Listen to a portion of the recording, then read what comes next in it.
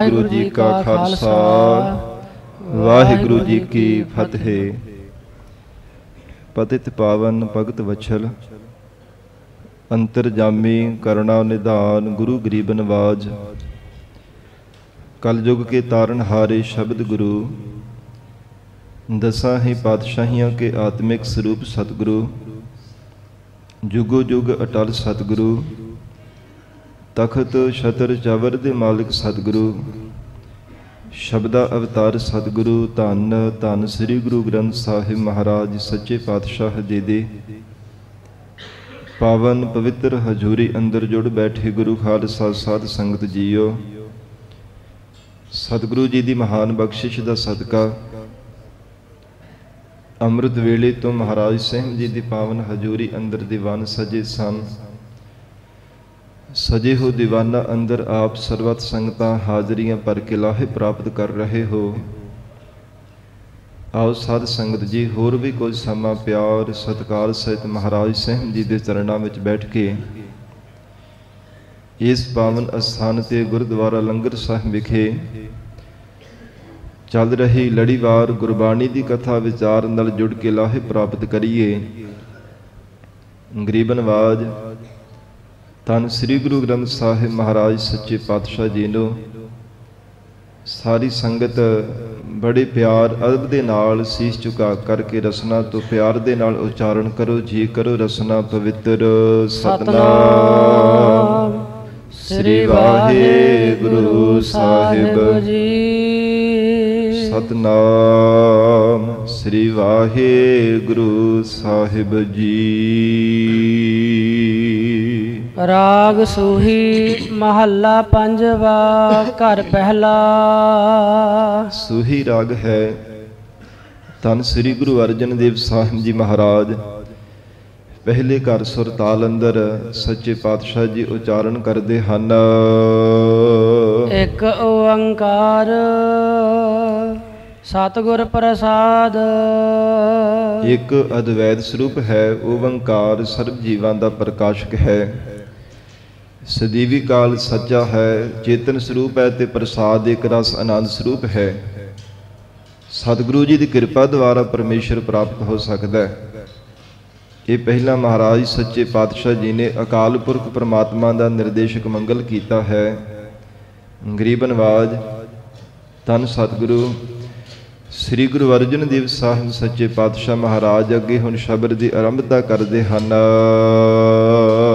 ਬਾਜੀਗਰ ਜੈਸੇ ਬਾਜੀ ਪਾਈ। ਇਹ ਸ਼ਬਦ ਦੀ ਉਥਾਨਕਾ ਹੈ ਸੰਗਤ ਜੀ। ਜਦੋਂ ਧੰਨ ਸਤਿਗੁਰੂ ਸ੍ਰੀ ਗੁਰੂ ਅਰਜਨ ਦੇਵ ਸਾਹਿਬ ਮਹਾਰਾਜ ਸੱਚੇ ਪਾਤਸ਼ਾਹ ਜੀ ਸੱਚਖੰਡ ਸ੍ਰੀ ਹਰਿਮੰਦਰ ਸਾਹਿਬ ਵਿਖੇ ਪਵਿੱਤਰ ਸਰੋਵਰ ਦੀ ਸੇਵਾ ਕਰਵਾ ਰਹੇ ਸਨ। ਸਾਧ ਸੰਗਤ ਜੀ, ਉਸ ਸਮੇਂ ਜਿਹੜਾ ਸੰਤੋਖਸਰ ਸਾਹਿਬ ਪਵਿੱਤਰ ਅਸਥਾਨ ਸੰਤੋਖੀ ਜੋਗੀ ਦੀ ਯਾਦ ਵਿੱਚ ਬਣਿਆ ਹੋਇਆ ਹੈ। ਹਜੂਰ ਜਦੋਂ ਸੇਵਾ ਕਰਵਾ ਰਹੇ ਸੀ ਤਾਂ ਉੱਥੋਂ ਇੱਕ ਬਹੁਤ ਵੱਡਾ ਮੱਟ ਨਿਕਲਿਆ। ਸਾਧ ਸੰਗਤ ਜੀ, ਉਹਦੇ ਵਿੱਚ ਇੱਕ ਸਿਲ ਸੀ, ਮੱਟ ਬਣਿਆ ਹੋਇਆ, ਉਹਦੇ ਅੰਦਰ ਇੱਕ ਵਡੇਰੀ ਆਰਬਲਾ ਦਾ ਚਿੱਟਾ ਦੁੱਧ ਵਰਗਾ ਦਾੜਾ, ਚਿਹਰੇ ਦਾ ਦਗਦਾ ਹੋਇਆ ਨੂਰ, ਅਡੋਲ ਚੌਂਕੜਾ ਲਗਾ ਕਰਕੇ ਕੋਈ ਬੈਠਾ ਹੋਇਆ ਨਜ਼ਰ ਆਇਆ।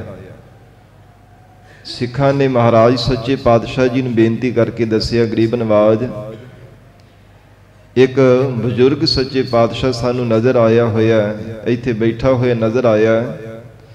ਇਸ ਮੱਠ ਦੇ ਵਿੱਚ ਮਹਾਰਾਜ ਸਾਹਿਬ ਜੀ ਨੇ ਉਸੇ ਸਮੇਂ ਕਸਤੂਰੀ ਤੇ ਮੱਖਣ ਮੰਗਵਾਇਆ, ਉਹਦੇ ਤਾਲੂ ਦੇ ਵਿੱਚ ਸਿਰ 'ਚ ਸਾਧ ਸੰਗਤ ਜੀ ਚਸਾਇਆ ਔਰ ਹੱਥਾਂ ਤੇ ਪੈਰਾਂ ਦੀਆਂ ਤਲੀਆਂ ਵੀ ਚਸੀਆਂ ਨੇ ਸਿੱਖਾਂ ਨੇ। ਉਹ ਸੰਤੋਖਾ ਜੋਗੀ ਸਾਧ ਸੰਗਤ ਜੀ ਆਪਣੇ ਸਵਾਸਾਂ ਨੂੰ ਦਸਮ ਦਵਾਰ ਦੇ ਵਿੱਚ ਚੜਾ ਕੇ ਬੈਠਾ ਹੋਇਆ ਸੀ। ਲੰਬੇਰੇ ਸਮੇਂ ਤੋਂ ਯੁੱਗ ਬੀਤ ਗਏ, ਕਿੰਨੇ ਸਮੇਂ ਤੋਂ ਸਵਾਸਾਂ ਨੂੰ ਚੜਾ ਕੇ ਉਸ ਮੱਠ ਦੇ ਵਿੱਚ ਬੈਠ ਗਿਆ ਸੀ। ਮਹਾਰਾਜ ਸੱਚੇ ਪਾਤਸ਼ਾਹ ਜੀ ਦਾ ਜਦੋਂ ਬਚਨ ਮੰਨ ਕੇ ਸਿੱਖਾਂ ਨੇ ਕਸਤੂਰੀ ਤੇ ਮੱਖਣ ਨੂੰ ਮਿਲਾ ਕਰਕੇ ਝੱਸਿਆ ਤੇ ਫਿਰ ਉਹਦੇ ਸਵਾਸ ਜਿਹੜੇ ਸਨ ਸਰੀਰ ਦੇ ਵਿੱਚ ਆਏ। ਤੇ ਉਸ ਸਮੇਂ ਗਰੀਬ ਨਵਾਜ ਸਤਿਗੁਰੂ ਜੀ ਨੂੰ ਬੜੇ ਸਹਿਜੇ ਸਹਿਜੇ ਮੁਖ ਤੋਂ ਬੋਲਦਿਆਂ ਹੋਇਆਂ ਬੇਨਤੀ ਕਰਨ ਲੱਗਾ, ਜੀ ਹੁਣ ਸਮਾਂ ਕਿਹੜਾ ਹੈ ਮਹਾਰਾਜ ਕਹਿੰਦੇ ਹੁਣ ਕਲਯੁਗ ਦਾ ਸਮਾਂ ਹੈ। ਮਹਾਰਾਜ ਕਹਿੰਦੇ ਤੈਨੂੰ ਕਿੰਨਾ ਕੁ ਸਮਾਂ ਇੱਥੇ ਬੈਠਿਆ ਹੋਗੇ? ਕਹਿੰਦਾ ਯੁੱਗ ਬੀਤ ਗਏ ਨੇ, ਬਹੁਤ ਲੰਬੇਰੇ ਸਮੇਂ ਤੋਂ ਮੈਂ ਇੱਥੇ ਬੈਠਾ ਸਾਂ। ਹੁਣ ਜੀਵਾਂ ਦੀ ਕਲਿਆਣ ਕਰਨ ਵਾਸਤੇ ਕਿਹੜੇ ਸਤਿਗੁਰੂ ਜੀ ਹਨ? ਗੁਰੂ ਨਾਨਕ ਦੇਵ ਸਾਹਿਬ ਮਹਾਰਾਜ ਸਾਹਿਬ ਜੀ ਨੇ ਕਿਹੜਾ ਸਰੂਪ ਧਾਰਨ ਕੀਤਾ ਹੈ? ਫਿਰ ਸਿੱਖਾਂ ਨੇ ਦੱਸਿਆ ਧੰਨ ਗੁਰੂ ਅਰਜਨ ਦੇਵ ਸਾਹਿਬ ਮਹਾਰਾਜ ਸੱਚੇ ਪਾਤਸ਼ਾਹ ਜੀ ਜੀਵਾਂ ਦੀ ਕਲਿਆਣ ਕਰ ਰਹੇ ਹਨ। ਕੋਈ ਵੀ ਜੀਵ ਸਤਿਗੁਰੂ ਜੀ ਦੀ ਸ਼ਰਨ ਵਿੱਚ ਆਉਂਦਾ, ਸੱਚੇ ਪਾਤਸ਼ਾਹ ਕਲਿਆਣਕਾਰੀ ਉਪਦੇਸ਼ ਦੇ ਕਰਕੇ ਨਿਹਾਲ ਕਰ ਦਿੰਦੇ ਹੈ। ਜਦੋਂ ਇਹ ਕੰਨਾਂ ਵਿੱਚ ਆਵਾਜ਼ ਪਈ ਤੇ ਕੁਝ ਮੁਸਕਰਾਹਟ ਉਹਦੇ ਚਿਹਰੇ ਤੇ ਆਈ, ਫਿਰ ਆਪਣੇ ਬਾਬਰ ਦੱਸਿਆ, ਕਹਿਣ ਲੱਗਾ ਜੀ ਮਹਾਰਾਜ ਮੈਂ ਆਪਣੇ ਗੁਰੂ ਦੇਵ ਦੇ ਚਰਨਾਂ ਵਿੱਚ ਬੇਨਤੀ ਕੀਤੀ ਸੀ, ਜਿਹਦੇ ਤੋਂ ਯੋਗਾ ਅਭਿਆਸ ਸਿੱਖਦਾ ਸਾਂ।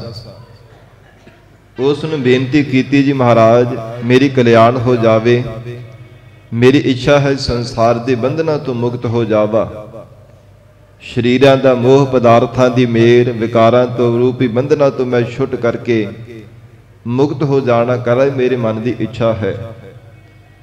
ਪਰ ਮੇਰੇ ਗੁਰੂ ਦੇਵ ਨੇ ਮੈਨੂੰ ਇਹ ਬਚਨ ਕੀਤਾ ਕਿ ਯੋਗਾ ਅਭਿਆਸ ਮੈਂ ਤੈਨੂੰ ਸੁਖਾਲ ਦਿੱਤਾ, ਪਰ ਮੁਕਤੀ ਦੀ ਦਾਤ ਦੇਣੇ ਦੀ ਮੇਰੇ ਕੋਲ ਸਮਰੱਥਾ ਨਹੀਂ ਹੈ।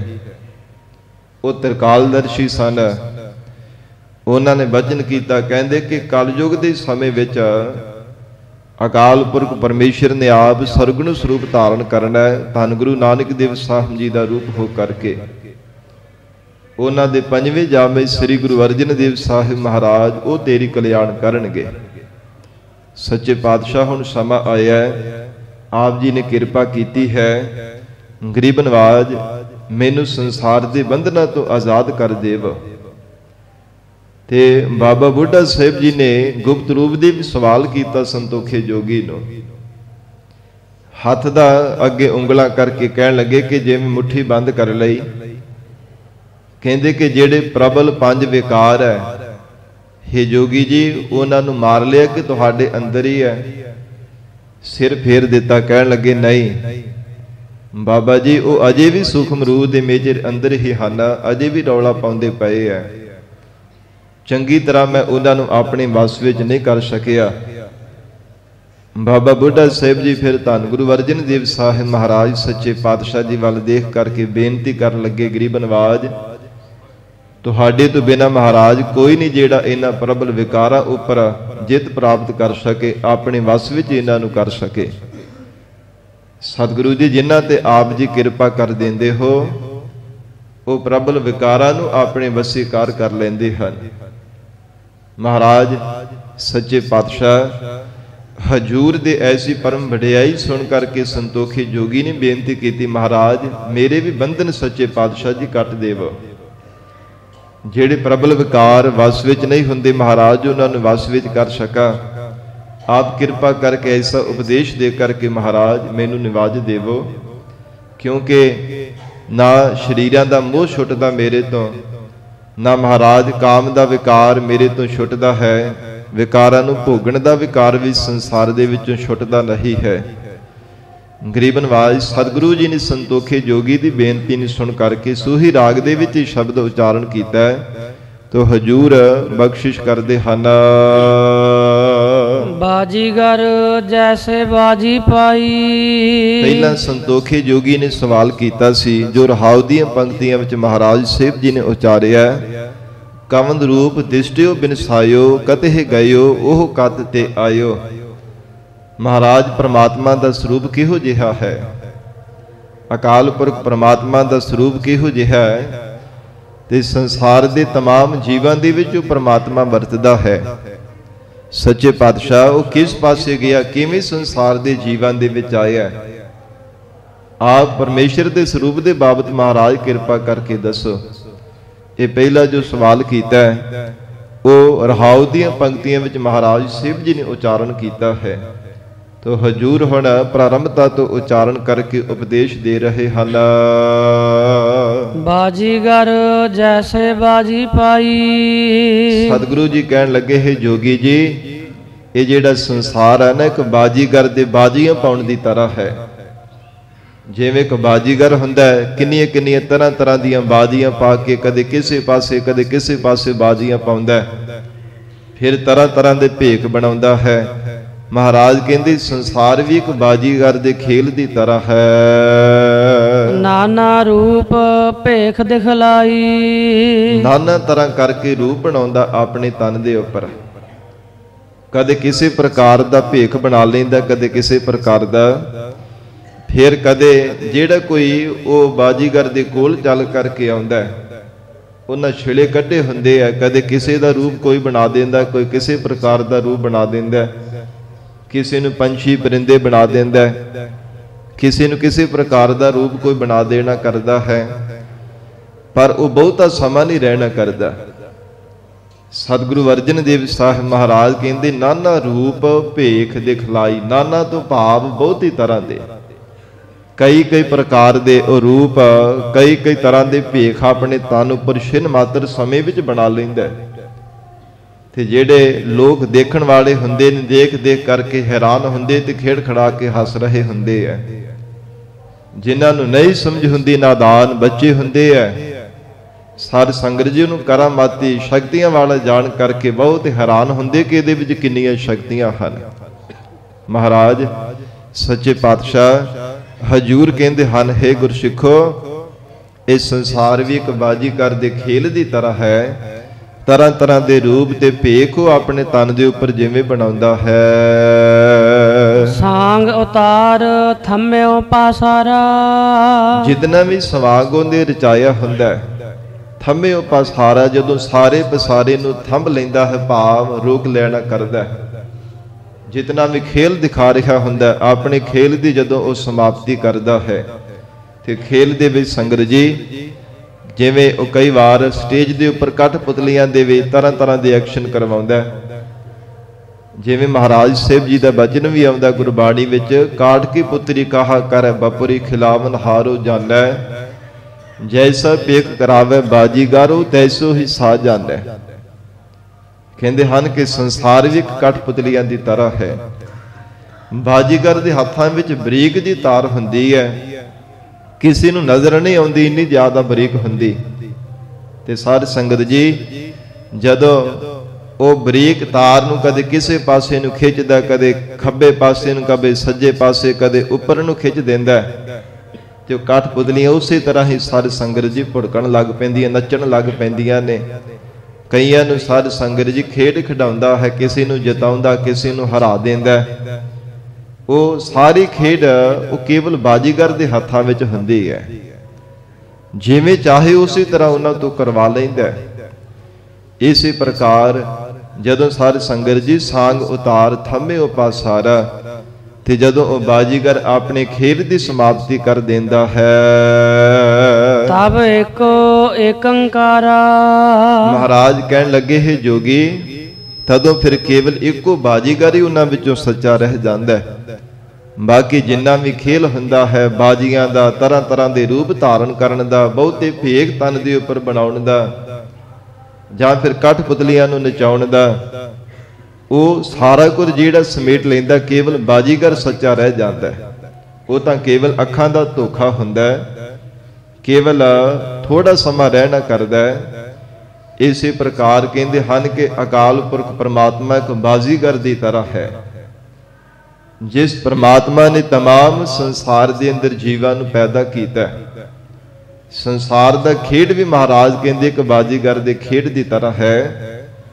तमाम ਸੰਸਾਰ ਦੇ ਜੀਵ ਕਠਪੁਤਲੀਆਂ ਦੀ ਤਰ੍ਹਾਂ ਪਰਮੇਸ਼ਰ ਨੇ ਬਣਾਏ ਹੈ। ਤੇ ਫਿਰ ਆਪੇ ਹਰ ਇੱਕ ਰੰਗ ਹੈ, ਆਪੇ ਬਹੁ ਰੰਗੀ, ਬਹੁਤੇ ਰੰਗਾ ਰੂਪ ਹੋ ਕੇ ਪਰਮੇਸ਼ਰ ਆਪ ਵਰਤਦਾ ਪਿਆ। ਉਹ ਨਿਰਗੁਣ ਸਰੂਪ ਨੇ, ਸਰਗੁਣ ਸਰੂਪ ਨਾਨਾ ਪ੍ਰਕਾਰ ਦੇ ਜੀਵਾਂ ਦੇ ਰੂਪ ਧਾਰਨ ਕੀਤੇ ਹੋਏ ਹੈ। ਕੋਈ ਕਿਸੇ ਤਰ੍ਹਾਂ ਦਾ ਭੇਖ ਤਨ ਤੇ ਬਣਾਉਂਦਾ ਹੈ, ਕੋਈ ਕਿਸੇ ਪ੍ਰਕਾਰ ਦਾ, ਪਰ ਹੈ ਸਭ ਦੇ ਅੰਦਰ ਪਰਮਾਤਮਾ ਆਪ ਚੇਤਨ ਰੂਪ ਹੋ ਕਰਕੇ ਵਰਤ ਰਿਹਾ ਹੈ। ਜਿਵੇਂ ਜਿਵੇਂ ਸੰਸਾਰ ਦੇ ਜੀਵਾਂ ਨੂੰ ਕਰਮਾਂ ਦੀਆਂ ਖੇਡਾਂ ਵਿੱਚ ਖਿਡਾਉਂਦਾ, ਉਸੇ ਤਰ੍ਹਾਂ ਹੀ ਜੀਵਨ ਭਰ ਖੇਡਦੇ ਰਹਿੰਦੇ ਹਨ। ਸੱਚੇ ਪਾਤਸ਼ਾਹ ਧੰਨ ਗੁਰੂ ਅਰਜਨ ਦੇਵ ਸਾਹਿਬ ਮਹਾਰਾਜ ਕਹਿੰਦੇ, ਜਦੋਂ ਪਰਮਾਤਮਾ ਆਪਣੇ ਖੇਲ ਦੀ ਸਮਾਪਤੀ ਕਰਨੀ ਚਾਹੁੰਦਾ ਹੈ, ਮਹਾਰਾਜ ਕਹਿੰਦੇ ਤਬ ਏਕੋ ਏਕੰਕਾਰ, ਬਾਜੀਗਰ ਦੀ ਤਰ੍ਹਾਂ ਕੇਵਲ ਤਾਂ ਕੇਵਲ ਇੱਕ ਪ੍ਰਮਾਤਮਾ ਸੱਚਾ ਰਹਿ ਜਾਂਦਾ, ਸਾਰਾ ਸੰਸਾਰ ਦੀ ਜੀਵਾਂ ਦਾ ਖੇਲ ਆਪਣੇ ਸਰੂਪ ਦੇ ਵੀ ਸਮੇਟ ਲੈਣਾ ਕਰਦਾ ਹੈ। ਇਵੇਂ ਮਹਾਰਾਜ ਕਹਿੰਦੇ ਸੰਸਾਰ ਦੀ ਖੇਡ ਹੈ ਐ ਗੁਰਸਿੱਖੋ, ਸਾਂਗ ਉਤਾਰ ਥੰਮਿਓ ਪਾਸਾਰਾ। ਜਦੋਂ ਪਰਮੇਸ਼ਰ ਮਹਾਪਰਲੋ ਕਰ ਲੈਂਦਾ, ਸਾਰੇ ਜੀਵਾਂ ਨੂੰ ਆਪਣੇ ਸਰੂਪ ਦੇ ਵੀ ਸਮੇਟ ਲੈਣਾ ਕਰਦਾ, ਤਦੋਂ ਕੇਵਲ ਤਾਂ ਕੇਵਲ ਇੱਕ ਪਰਮੇਸ਼ਰ ਆਪ ਹੀ ਸੱਚਾ ਰਹਿ ਜਾਂਦਾ ਹੈ। ਕਾਵਨ ਰੂਪ ਦਿਸਟਿਓ ਬਨਸਾਇਓ। ਤੇ ਜਿਹੜਾ ਸਵਾਲ ਕੀਤਾ ਸੀ ਜੋਗੀ ਨੇ, ਕਹਿੰਦਾ ਜੀ ਮਹਾਰਾਜ ਕਵਨ ਰੂਪ ਦਿਸਟਿਓ ਬਨਸਾਇਓ, ਕਿਹੜਾ ਪਰਮਾਤਮਾ ਦਾ ਸਰੂਪ ਹੈ, ਕਿਸ ਨੂੰ ਸੱਚ ਮੰਨਣਾ ਚਾਹੀਦਾ। ਜੋ ਕੁਝ ਸੰਸਾਰ ਦੇ ਅੰਦਰ ਦਿਸ਼ਟੇਮਾਨ ਨੂੰ ਬਿਨਸਦਾ ਪਿਆ, ਸੰਸਾਰ ਦੇ ਸਭ ਜੀਵ ਬਿਨਸਨਹਾਰੇ ਹੈ। ਸੱਚੇ ਪਾਤਸ਼ਾਹ ਮਹਾਰਾਜ ਆਪ ਕਿਰਪਾ ਕਰਕੇ ਦੱਸਣਾ ਕਰੋ। ਕਤ ਹੈ ਗਇਓ ਉਹ ਕਤ ਤੇ ਆਇਓ। ਤੇ ਫਿਰ ਪਰਮਾਤਮਾ ਕਦੋਂ ਕਿਵੇਂ ਜੀਵਾਂ ਦੇ ਵਿੱਚ ਆਇਆ ਤੇ ਕਿਸ ਪਾਸੇ ਚਲਿਆ ਗਿਆ ਹੈ। ਸਤਿਗੁਰੂ ਜੀ ਕਹਿੰਦੇ ਗੁਰਸਿੱਖੋ, ਕੇਵਲ ਇੱਕ ਪਰਮਾਤਮਾ ਸਤ ਹੈ। ਜਿਤਨੇ ਵੀ ਸੰਸਾਰ ਦੇ ਰੂਪ ਹੈ ਨਾ, ਸਾਧ ਸੰਗਤ ਜੀ ਬਣਾਏ ਭਾਵੇਂ ਸਾਰੇ ਪਰਮੇਸ਼ਰ ਦੇ ਹੈ। ਜਿਤਨੇ ਵੀ ਸਰੀਰ ਹਨ, ਤਰ੍ਹਾਂ ਤਰ੍ਹਾਂ ਦੇ ਰੰਗਾਂ ਰੰਗਾਂ ਦੇ ਜੀਵਾਂ ਨੂੰ ਪਰਮੇਸ਼ਰ ਨੇ ਬਣਾਇਆ ਹੈ, ਭਾਵੇਂ ਸਾਰੇ ਪਰਮੇਸ਼ਰ ਦੇ ਬਣਾਏ ਹੋਏ, ਪਰ ਕੇਵਲ ਸੱਚਾ ਪਰਮੇਸ਼ਰ ਆਪ ਹੈ, ਉਹਦੇ ਤੋਂ ਬਿਨਾਂ ਕੋਈ ਦੂਜਾ ਸੱਚਾ ਨਹੀਂ ਹੈ। ਜਿਵੇਂ ਸਾਧ ਸੰਗਤ ਜੀ, ਇੱਕ ਰਾਜਾ ਸੀ, ਉਹਦੇ ਕੋਲ ਇੱਕ ਜਖਣੀ ਨੇ ਆ ਕਰਕੇ ਬੇਨਤੀ ਕੀਤੀ, ਕਹਿਣ ਲੱਗੇ ਜੀ ਮੈਨੂੰ ਆਪਣੇ ਪਾਸ ਰੱਖ ਲਓ, ਆਪਣੇ ਇੱਥੇ ਮਹਿਲਾਂ ਦੇ ਵਿੱਚ ਮੈਨੂੰ ਥੋੜੀ ਰਹਿਣ ਦੀ ਵਾਸਤੇ ਜਗ੍ਹਾ ਦੇ ਦੇਵੋ। ਉਹ ਰਾਜਾ ਬੜਾ ਦਇਆਵਾਨ ਸੀ, ਕਹਿੰਦਾ ਠੀਕ ਹੈ, ਉਹਨੂੰ ਰਹਿਣ ਵਾਸਤੇ ਜਗ੍ਹਾ ਦੇ ਦਿੱਤੀ। ਪਰ ਉਹ ਸੁਭਾਅ ਦਾ ਬੜਾ ਇੱਲਤਾਂ ਵਾਲਾ, ਸ਼ਰਾਰਤਾਂ ਵਾਲਾ ਸੀਗਾ। ਹਰ ਰੋਜ਼ ਰਾਜੇ ਨੇ ਆਪਣੀ ਸਭਾ ਵਿੱਚ ਜਾ ਕਰਕੇ ਬੈਠਣਾ ਤੇ ਉਹਨੇ ਜਖਣੀ ਨੇ ਦੇਖਦੇ ਰਹਿਣਾ। ਇੱਕ ਦਿਨ ਅੰਮ੍ਰਿਤ ਵੇਲੇ ਥੋੜਾ ਸੱਜਰੇ ਨਾਲ ਆ ਕਰਕੇ ਰਾਜਾ ਪਹਿਲਾਂ ਹੀ ਸਭ ਤੋਂ ਪਹਿਲਾਂ ਇਕੱਲਾ ਆ ਕਰਕੇ ਬੈਠ ਗਿਆ ਤੇ ਜਖਣੀ ਨੇ ਦੇਖਿਆ ਕਿ ਅੱਜ ਪਾਸ ਕੋਈ ਵੀ ਨਹੀਂ ਹੈ, ਤੇ ਉਹਨੇ ਸ਼ਕਤੀ ਦੇ ਬਲ ਦੇ ਨਾਲ ਜਿਹੜੇ ਕੋ ਮੰਤਰ ਉਹਦੇ ਕੋਲ ਸਨ, ਸਭਾ ਦੇ ਵਿੱਚ ਉਸ ਰਾਜੇ ਵਰਗੇ ਪਤਾ ਨਹੀਂ ਕਿੰਨੇ ਕੋ ਰਾਜੇ ਬਣਾ ਕਰਕੇ ਬਿਠਾ ਦਿੱਤੇ। ਜਿੱਥੇ ਦਰਬਾਰੀਆਂ ਦੀ ਖਲੋਣ ਦੀ ਜਗ੍ਹਾ ਉੱਥੇ ਵੀ ਰਾਜੇ ਖਿਲਾਰ ਦਿੱਤੇ। ਜਿੱਥੇ ਕੋਈ ਕਰਮਚਾਰੀ, ਪਹਿਰੇਦਾਰ ਜਾਂ ਫਿਰ ਹੋਰ ਸਲਾਹਕਾਰ, ਵਜ਼ੀਰ ਆਦਿਕ, ਜਿੱਥੇ ਜਿੱਥੇ ਕਿਸੇ ਦੀ ਜਗ੍ਹਾ ਸੀ ਉੱਥੇ ਉੱਥੇ ਕਿਤੇ ਰਾਜੇ ਨੂੰ ਬਿਠਾ ਦਿੱਤਾ ਤੇ ਕਿਤੇ ਖਿਲਾਰ ਦਿੱਤਾ। ਤੇ ਜਦੋਂ ਸਾਧ ਸੰਗਤ ਜੀ ਉੱਥੇ ਜਿਹੜੇ ਲੋਕ ਚੱਲ ਕਰਕੇ ਆਏ, ਜਿਨ੍ਹਾਂ ਨੇ ਸਭਾ ਵਿੱਚ ਆ ਕੇ ਬੈਠਣਾ ਸੀ, ਉਹ ਦੇਖ ਕਰਕੇ ਬੜੇ ਹੈਰਾਨ ਹੋ, ਕਹਿੰਦੇ ਇੱਥੇ ਇੱਕ ਰਾਜਾ ਨਹੀਂ, ਇਹ ਸਾਰੀ ਸਭਾ ਹੀ ਰਾਜਿਆਂ ਦੇ ਨਾਲ ਭਰੀ ਪਈ ਹੈ। ਉੱਥੋਂ ਉੱਠ ਕਰਕੇ ਚਲੇ ਗਏ, ਬੈਠਣ ਵਾਸਤੇ ਜਗ੍ਹਾ ਹੀ ਨਹੀਂ ਕਿਤੇ ਉਹਨਾਂ ਨੂੰ ਪ੍ਰਾਪਤ ਹੋਈ। ਤੇ ਜਦੋਂ ਉਸ ਸਮੇਂ ਸਾਧ ਸੰਗਤ ਜੀ, ਇੱਕ ਦਾਸੀ ਸੀ ਰਾਜੇ ਦੀ, ਬੜੀ ਸੂਝਵਾਨ, ਬਹੁਤ ਸਿਆਣੀ ਸੀ। ਉਸ ਨੇ ਜਦੋਂ ਆ ਕਰਕੇ ਦੇਖਿਆ ਤੇ ਕਹਿਣ ਲੱਗੀ ਕਿ ਜਖਣੀ ਨੇੜੇ ਖਲੋਤੀ ਹੱਥਦੀ ਪਈ ਸੀ ਕਿ ਜਿਹੜਾ ਵੀ ਆਉਂਦਾ ਆ ਕਰਕੇ ਮੁੜ ਜਾਂਦਾ, ਕੋਈ ਵੀ ਪਾਸ ਆ ਕਰਕੇ ਬੈਠਦਾ ਨਹੀਂ ਹੈ, ਨਾ ਕੋਈ ਇਸ ਖੇਲ ਨੂੰ ਕੋਈ ਜਾਣ ਸਕੇ ਜਿਹੜੀ ਮੈਂ ਸ਼ਰਾਰਤ ਕੀਤੀ ਹੈ। ਸਾਧ ਸੰਗਤ ਜੀ, ਦਾਸੀ ਬੜੀ ਸਿਆਣੀ ਸੀ, ਉਹਨੇ ਵਜ਼ੀਰ ਨੂੰ ਜਾ ਕਰਕੇ ਦੱਸਿਆ, ਕਹਿਣ ਲੱਗੇ ਮੈਨੂੰ ਪੱਕਾ ਯਕੀਨ ਹੈ ਕਿ ਇਹ ਜਖਣੀ ਦਾ ਕੰਮ ਹੈ। ਇਹਨੇ ਆਪਣੀ ਸ਼ਕਤੀ ਦੇ ਬਲ ਦੇ ਨਾਲ ਇੱਕ ਨਹੀਂ ਕਿੰਨੇ ਰਾਜੇ ਬਣਾ ਦਿੱਤੇ। ਸਾਡਾ ਰਾਜਾ ਤਾਂ ਇੱਕ ਹੈ, ਪਰ ਉਹਦੇ ਵਰਗੇ ਕਿੰਨੇ ਇਹ ਸਰੀਰ ਬਣਾ ਕਰਕੇ ਸਭਾ ਦੇ ਵਿੱਚ ਕੋਈ ਖਿਲਾਰ ਦਿੱਤੇ, ਕੋਈ ਬਿਠਾ ਦਿੱਤੇ ਹੈ। ਤੇ ਚਲੋ ਜਾ ਕਰਕੇ ਚੰਗੀ ਤਰ੍ਹਾਂ ਨਿਰਣਾ ਕਰਨਾ ਚਾਹੀਦਾ। ਵਜ਼ੀਰ ਨੂੰ ਨਾਲ ਲਿਆ ਉਸ ਦਾਸੀ ਨੇ, ਤੇ ਜਦੋਂ ਆਏ ਆ ਕਹਿਣ ਲੱਗੇ ਅਸੀਂ ਇੱਕ ਤਰੀਕੇ ਦੇ ਨਾਲ ਜਿਹੜਾ ਸਹੀ ਰਾਜਾ ਨਾ, ਸੱਚਾ ਰਾਜਾ, ਉਹਦੀ ਪਰਖ ਕਰ ਲਵਾਂਗੇ। ਉਹ ਦਾਸੀ ਸਾਧ ਸੰਗਤ ਜੀ ਬੜੀ ਸੂਝਵਾਨ ਸੀ, ਉਹਦੇ ਕੋਲ ਇੱਕ ਮੰਤਰ ਸੀਗਾ, ਤਪੱਸਿਆ ਦੇ ਫਲ ਕਰਕੇ ਉਹਨੇ ਇੱਕ ਮੰਤਰ ਪ੍ਰਾਪਤ ਕੀਤਾ ਸੀ। ਉਹ ਮੰਤਰ ਜਦੋਂ ਪੜ੍ਹਦੀ ਕਹਿਣ ਲੱਗੀ, ਸਾਰੇ ਰਾਜੇ ਨੂੰ ਕਹਿਣ ਲੱਗੀ ਆਓ ਮੈਂ ਤੁਹਾਨੂੰ ਨਿਉਂਦਾ ਦਿੱਤਾ, ਪ੍ਰਸ਼ਾਦਾ ਛਕ ਲਓ। ਜਿੱਥੇ ਪ੍ਰਸ਼ਾਦਾ ਛਕਣ ਵਾਲੀ ਜਗ੍ਹਾ ਸੀ, ਉਹ ਦਰਵਾਜ਼ੇ ਅੰਦਰ ਜਦੋਂ ਲੰਘਣ ਲੱਗਦੇ ਤੇ ਉਦਾਸੀ ਮੰਤਰ ਪੜ੍ਹੀ ਜਾਂਦੀ। ਜਿਹੜੇ ਜਖਣੀ ਦੇ ਬਣਾਏ ਹੋਏ ਨਕਲੀ ਰਾਜੇ ਸਨ, ਉਹ ਜਿਹੜਾ ਵੀ ਅੰਦਰ ਜਾਣ ਲੱਗਦਾ ਭਸਮ ਹੋ ਜਾਂਦਾ, ਅਲੋਪ ਹੋਈ ਜਾਂਦਾ। ਤੇ ਜਿੰਨੇ ਵੀ ਸਾਧ ਸੰਗਤ ਜੀ ਨਕਲੀ ਬਣਾਏ ਹੋਏ ਸ਼ਕਤੀ ਕਰਕੇ ਰਾਜੇ ਸਨ, ਸਾਰੇ ਦੇ ਸਾਰੇ ਭਸਮ ਹੋ ਗਏ, ਉਥੋਂ ਅਲੋਪ ਹੋ ਗਏ। ਤੇ ਜਿਹੜਾ ਸੱਚਾ ਰਾਜਾ ਸੀ ਉਸ ਸਮੇਂ ਫਿਰ ਸੱਚਾ ਰਹਿ ਗਿਆ। ਫਿਰ ਉਹਦੇ ਚਰਨਾਂ ਤੇ ਝੁਕ ਕਰਕੇ ਨਮਸਕਾਰ ਕੀਤੀ ਕਿ ਇਹ ਰਾਜਨ, ਤੁਹਾਨੂੰ ਅਸੀਂ ਪ੍ਰਗਟ ਕਰ ਲਿਆ ਹੈ। ਇਸੇ ਪ੍ਰਕਾਰ ਸਾਧ ਸੰਗਤ ਜੀ, ਰਾਜਾ ਰੂਪ ਅਕਾਲ ਪੁਰਖ ਪਰਮਾਤਮਾ ਹੈ। ਸਾਰੀ ਸ੍ਰਿਸ਼ਟੀ ਉਸ ਪਰਮਾਤਮਾ ਅਕਾਲ ਪੁਰਖ ਵਾਹਿਗੁਰੂ ਜੀ ਦੀ ਪ੍ਰਜਾ ਹੈ। ਜਖਣੀ ਕੀ ਹੈ? ਇਹ ਮਾਇਆ। ਇਸ ਨੇ ਬੇਨਤੀ ਕੀਤੀ, ਮਹਾਰਾਜ ਮੈਨੂੰ ਵੀ ਕਿਰਪਾ ਕਰਕੇ ਸੱਚੇ ਪਾਤਸ਼ਾਹ ਜੀ ਸਵੀਕਾਰ ਕਰ ਲਓ, ਮੈਨੂੰ ਵੀ ਗਰੀਬ ਨਵਾਜ ਮਹਾਰਾਜ ਸੱਚੇ ਪਾਤਸ਼ਾਹ ਰਹਿਣ ਦੇ ਵਾਸਤੇ ਜਗ੍ਹਾ ਦੇ ਦੇਵੋ। ਪਰਮਾਤਮਾ ਨੇ ਇਸ ਨੂੰ ਜਗ੍ਹਾ ਦਿੱਤੀ ਹੈ ਤੇ ਫਿਰ ਇਹ ਸਾਧ ਸੰਗਤ ਜੀ ਨਾਨਾ ਰੂਪ ਹੋ ਕਰਕੇ ਵਰਤ ਰਹੀ ਹੈ। ਕੋਈ ਕਿਸੇ ਪ੍ਰਕਾਰ ਕੋ ਕਿਸੇ ਪ੍ਰਕਾਰ ਦਾ, ਤੇ ਜੀਵ ਦੀ ਜਿਹੜੀ ਸ਼ੁੱਧ ਬੁੱਧੀ ਰੂਪ ਉਦਾਸੀ ਹੈ ਨਾ, ਇਸ ਨੇ ਪਹਿਚਾਨ ਕਰਨਾ ਕੀਤੀ ਹੈ ਕਿ ਸਾਰੀ ਕਰਾਮਾਤ ਤੇ ਮਾਇਆ ਰੂਪ ਜਖਣੀ ਦੀ ਹੈ। ਜਿਹੜੇ ਆਮ ਜੀਵ ਹੈ ਨਾ, ਉਹ ਨਹੀਂ ਸਾਧ ਸੰਗਤ ਜੀ ਪਰਖ ਕਰ ਸਕਦੇ ਕਿ ਪਰਮਾਤਮਾ ਇੱਕ ਹੈ। ਕੋਈ ਕਿਸੇ ਪਾਸੇ ਕੋਈ ਕਿਸੇ ਪਾਸੇ ਭਟਕਦਾ ਰਹਿੰਦਾ ਹੈ। ਜੀਵ ਦੀ ਸ਼ੁੱਧ ਬੁੱਧ ਰੂਪੀ ਦਾਸੀ ਨੇ ਸਾਧ ਸੰਗਤ ਜੀ, ਇਹਦੇ ਕੋਲ ਪਰਮੇਸ਼ਰ ਦਾ ਸਤਨਾਮ ਵਾਹਿਗੁਰੂ ਦਾ ਮੰਤਰ ਹੈ। ਜਿਸ ਮੰਤਰ ਦੇ ਕਰਕੇ ਇਸ ਨੇ ਸਿੱਧ ਕਰ ਲੈਣਾ ਕੀਤਾ ਕਿ ਜਿਤਨੇ ਵੀ ਸਰੂਪ ਸੰਸਾਰ ਦੇ ਨਜ਼ਰ ਆ ਰਹੇ, ਸਾਰੇ ਦੇ ਸਾਰੇ ਬਿਨਸਨਹਾਰ ਨਾਸ਼ਵਾਨ ਹੈ। ਕੇਵਲ ਇਹਨਾਂ ਵਿੱਚੋਂ ਰਾਜਾ ਰੂਪ ਪਰਮਾਤਮਾ ਅਕਾਲ ਪੁਰਖ ਵਾਹਿਗੁਰੂ ਸੱਚਾ ਹੈ। ਸਤਨਾਮ ਵਾਹਿਗੁਰੂ, ਸਤਨਾਮ ਵਾਹਿਗੁਰੂ ਦਾ ਜਾਪ ਜਪਦੇ ਹੋ ਸ਼ੁੱਧ ਬੁੱਧ ਰੂਪੀ ਦਾਸੀ ਨੇ ਰਾਜੇ ਰੂਪ ਅਕਾਲ ਪੁਰਖ ਪਰਮਾਤਮਾ ਨੂੰ ਪ੍ਰਗਟ ਕਰ ਲੈਣਾ ਕੀਤਾ। ਤੋ ਇਸ ਕਰਕੇ ਮਹਾਰਾਜ ਕਹਿੰਦੇ ਹਨ ਕਿ ਸੰਸਾਰ ਦੇ ਅੰਦਰ ਭਾਵੇਂ ਨਾਨਾ ਰੂਪ ਪਰਮੇਸ਼ਰ ਨੇ ਧਾਰਨ ਕੀਤੇ ਹਨ, ਬਹੁਤੇ ਤਰ੍ਹਾਂ ਤਰ੍ਹਾਂ ਦੇ ਸੰਸਾਰ ਭਰ ਦੇ ਜੀਵ ਪੈਦਾ ਕੀਤੇ ਹੈ, ਪਰ ਤਿਨਾਂ ਵਿੱਚ ਮਹਾਰਾਜ ਕਹਿੰਦੇ ਕੇਵਲ ਇੱਕੋ ਇੱਕ ਪਰਮਾਤਮਾ ਹੀ ਸੱਚਾ ਹੈ। ਫਿਰ ਜੋ ਸੰਤੋਖੇ ਜੋਗੀ ਨੇ ਬੇਨਤੀ ਕੀਤੀ, ਮਹਾਰਾਜ ਪਰਮੇਸ਼ਰ ਕਿਹੜਾ ਰੂਪ ਹੈ ਉਸ ਪਰਮਾਤਮਾ ਦਾ, ਕਿਵੇਂ ਉਹ ਨਜ਼ਰ ਆਉਂਦਾ ਹੈ? ਸੰਸਾਰ ਦੇ ਜੀਵ ਤਾਂ ਬਿਨਸਨਹਾਰੇ ਹੈ, ਕਿਸ ਪਾਸੇ ਆਉਂਦਾ, ਕਿਵੇਂ ਸੰਸਾਰ ਤੋਂ ਚਲਾ ਜਾਂਦਾ ਹੈ। ਰਹਾਉ ਵਿਸਰਾਮ ਦੇ ਕਰਕੇ ਹਜੂਰ ਫਰਮਾਉਂਦੇ ਹਨ, ਜਲ ਤੇ ਉਠੇ ਅਨਕ ਤਰੰਗਾ। ਧੰਨ ਗੁਰੂ ਅਰਜਨ ਦੇਵ ਸਾਹਿਬ ਜੀ ਮਹਾਰਾਜ ਹਜੂਰ ਉਚਾਰਨ ਕਰ ਰਹੇ ਹੈ, ਹੇ ਜੋਗੀ ਜੀ, ਜਿਵੇਂ ਇੱਕ ਪਾਣੀ ਤੋਂ ਬਹੁਤ ਸਾਰੀਆਂ ਤਰੰਗਾਂ ਉੱਠਦੀਆਂ ਹਨ, ਕਾਨਿਕ ਭੂਖਨ ਕੀਨੇ ਬਹੁ ਰੰਗਾ। ਜਲ ਤੇ ਉਠੇ ਅਨੇਕ ਤਰੰਗਾ, ਪਾਣੀ ਤੋਂ ਕਿੰਨੀਆਂ ਤਰੰਗਾਂ ਉੱਠਦੀਆਂ ਨੇ, ਲਹਿਰਾਂ ਉੱਠਦੀਆਂ ਨੇ, ਪਾਣੀ ਤੋਂ ਝੱਗ ਬਣਦੀ ਹੈ, ਬੁਲਬਲੇ ਬਣਦੇ ਆ, ਪਰ ਕੇਵਲ ਉਹ ਲਹਿਰਾਂ, ਤਰੰਗਾਂ, ਝੱਗ, ਬੁਲਬਲੇ ਆਦਿਕ ਸਾਰਾ ਕੁਝ ਪਾਣੀ ਵਿੱਚ ਹੀ ਫਿਰ ਸਾਰੀ ਸੰਗਤ ਜੀ ਮਿਲ ਜਾਂਦਾ ਹੈ। ਉਹਨਾਂ ਨੂੰ ਦੇਖ ਕਰਕੇ ਦੇਖਣ ਵਾਲਾ ਮਨੁੱਖ ਕਹੇਗਾ ਕਿ ਇਹ ਤਰੰਗਾਂ ਉੱਠ ਰਹੀਆਂ ਨੇ, ਲਹਿਰਾਂ ਉੱਠ ਰਹੀਆਂ ਨੇ, ਬਹੁਤ ਵੱਡੀਆਂ ਵੱਡੀਆਂ। ਕਿਤੇ ਸਾਧ ਸੰਗਤ ਜੀ ਝੱਗ ਬਣ ਜਾਂਦੀ ਪਾਣੀ ਦੀ, ਕਿਤੇ ਬੁਲਬਲੇ ਬਣ ਜਾਂਦੇ ਆ, ਪਰ ਹੈ ਅਸਲ ਦੇ ਵਿੱਚ ਮੂਲ ਰੂਪ ਉਹਦਾ ਪਾਣੀ ਹੀ ਹੈ। ਇਸੇ ਪ੍ਰਕਾਰ ਕਹਿੰਦੇ ਹਨ ਇੱਕ ਅਕਾਲ ਪੁਰਖ ਪਰਮੇਸ਼ਰ ਜਿਹੜਾ ਪਾਣੀ ਰੂਪ ਹੈ, ਸ੍ਰਿਸ਼ਟੀ ਦਾ ਮੂਲ ਸਰੂਪ ਹੈ। ਉਸ ਪਰਮਾਤਮਾ ਦੀ ਜਿਹੜੀ ਜੋਤ ਹੈ ਨਾ, ਤਮਾਮ ਸੰਸਾਰ ਭਰ ਦੇ ਜੀਵਾਂ ਵਿੱਚ ਵਰਤ ਰਹੀ, ਜੋਤ ਰੂਪ ਹੋ ਕਰਕੇ ਜੀਵਾਂ ਵਿੱਚ ਪ੍ਰਕਾਸ਼ ਕਰਦਾ ਪਿਆ। ਤੇ ਜਿਤਨੇ ਵੀ ਸੰਸਾਰ ਦੇ ਜੀਵਾਂ ਦੇ ਆਕਾਰ ਹੈ, ਕਿਸੇ ਦਾ ਛੋਟਾ ਆਕਾਰ ਹੈ, ਕਿਸੇ ਦੇ ਸਰੀਰ ਦਾ ਵੱਡਾ ਆਕਾਰ ਹੈ। ਮਹਾਰਾਜ ਸੱਚੇ ਪਾਤਸ਼ਾਹ ਕਹਿੰਦੇ ਹਨ ਇਹਨਾਂ ਲਹਿਰਾਂ, ਤਰੰਗਾਂ ਤੇ ਬੁਲਬਲਿਆਂ ਦੀ ਤਰ੍ਹਾਂ ਸੰਸਾਰ ਦੇ ਜੀਵ ਹਨ।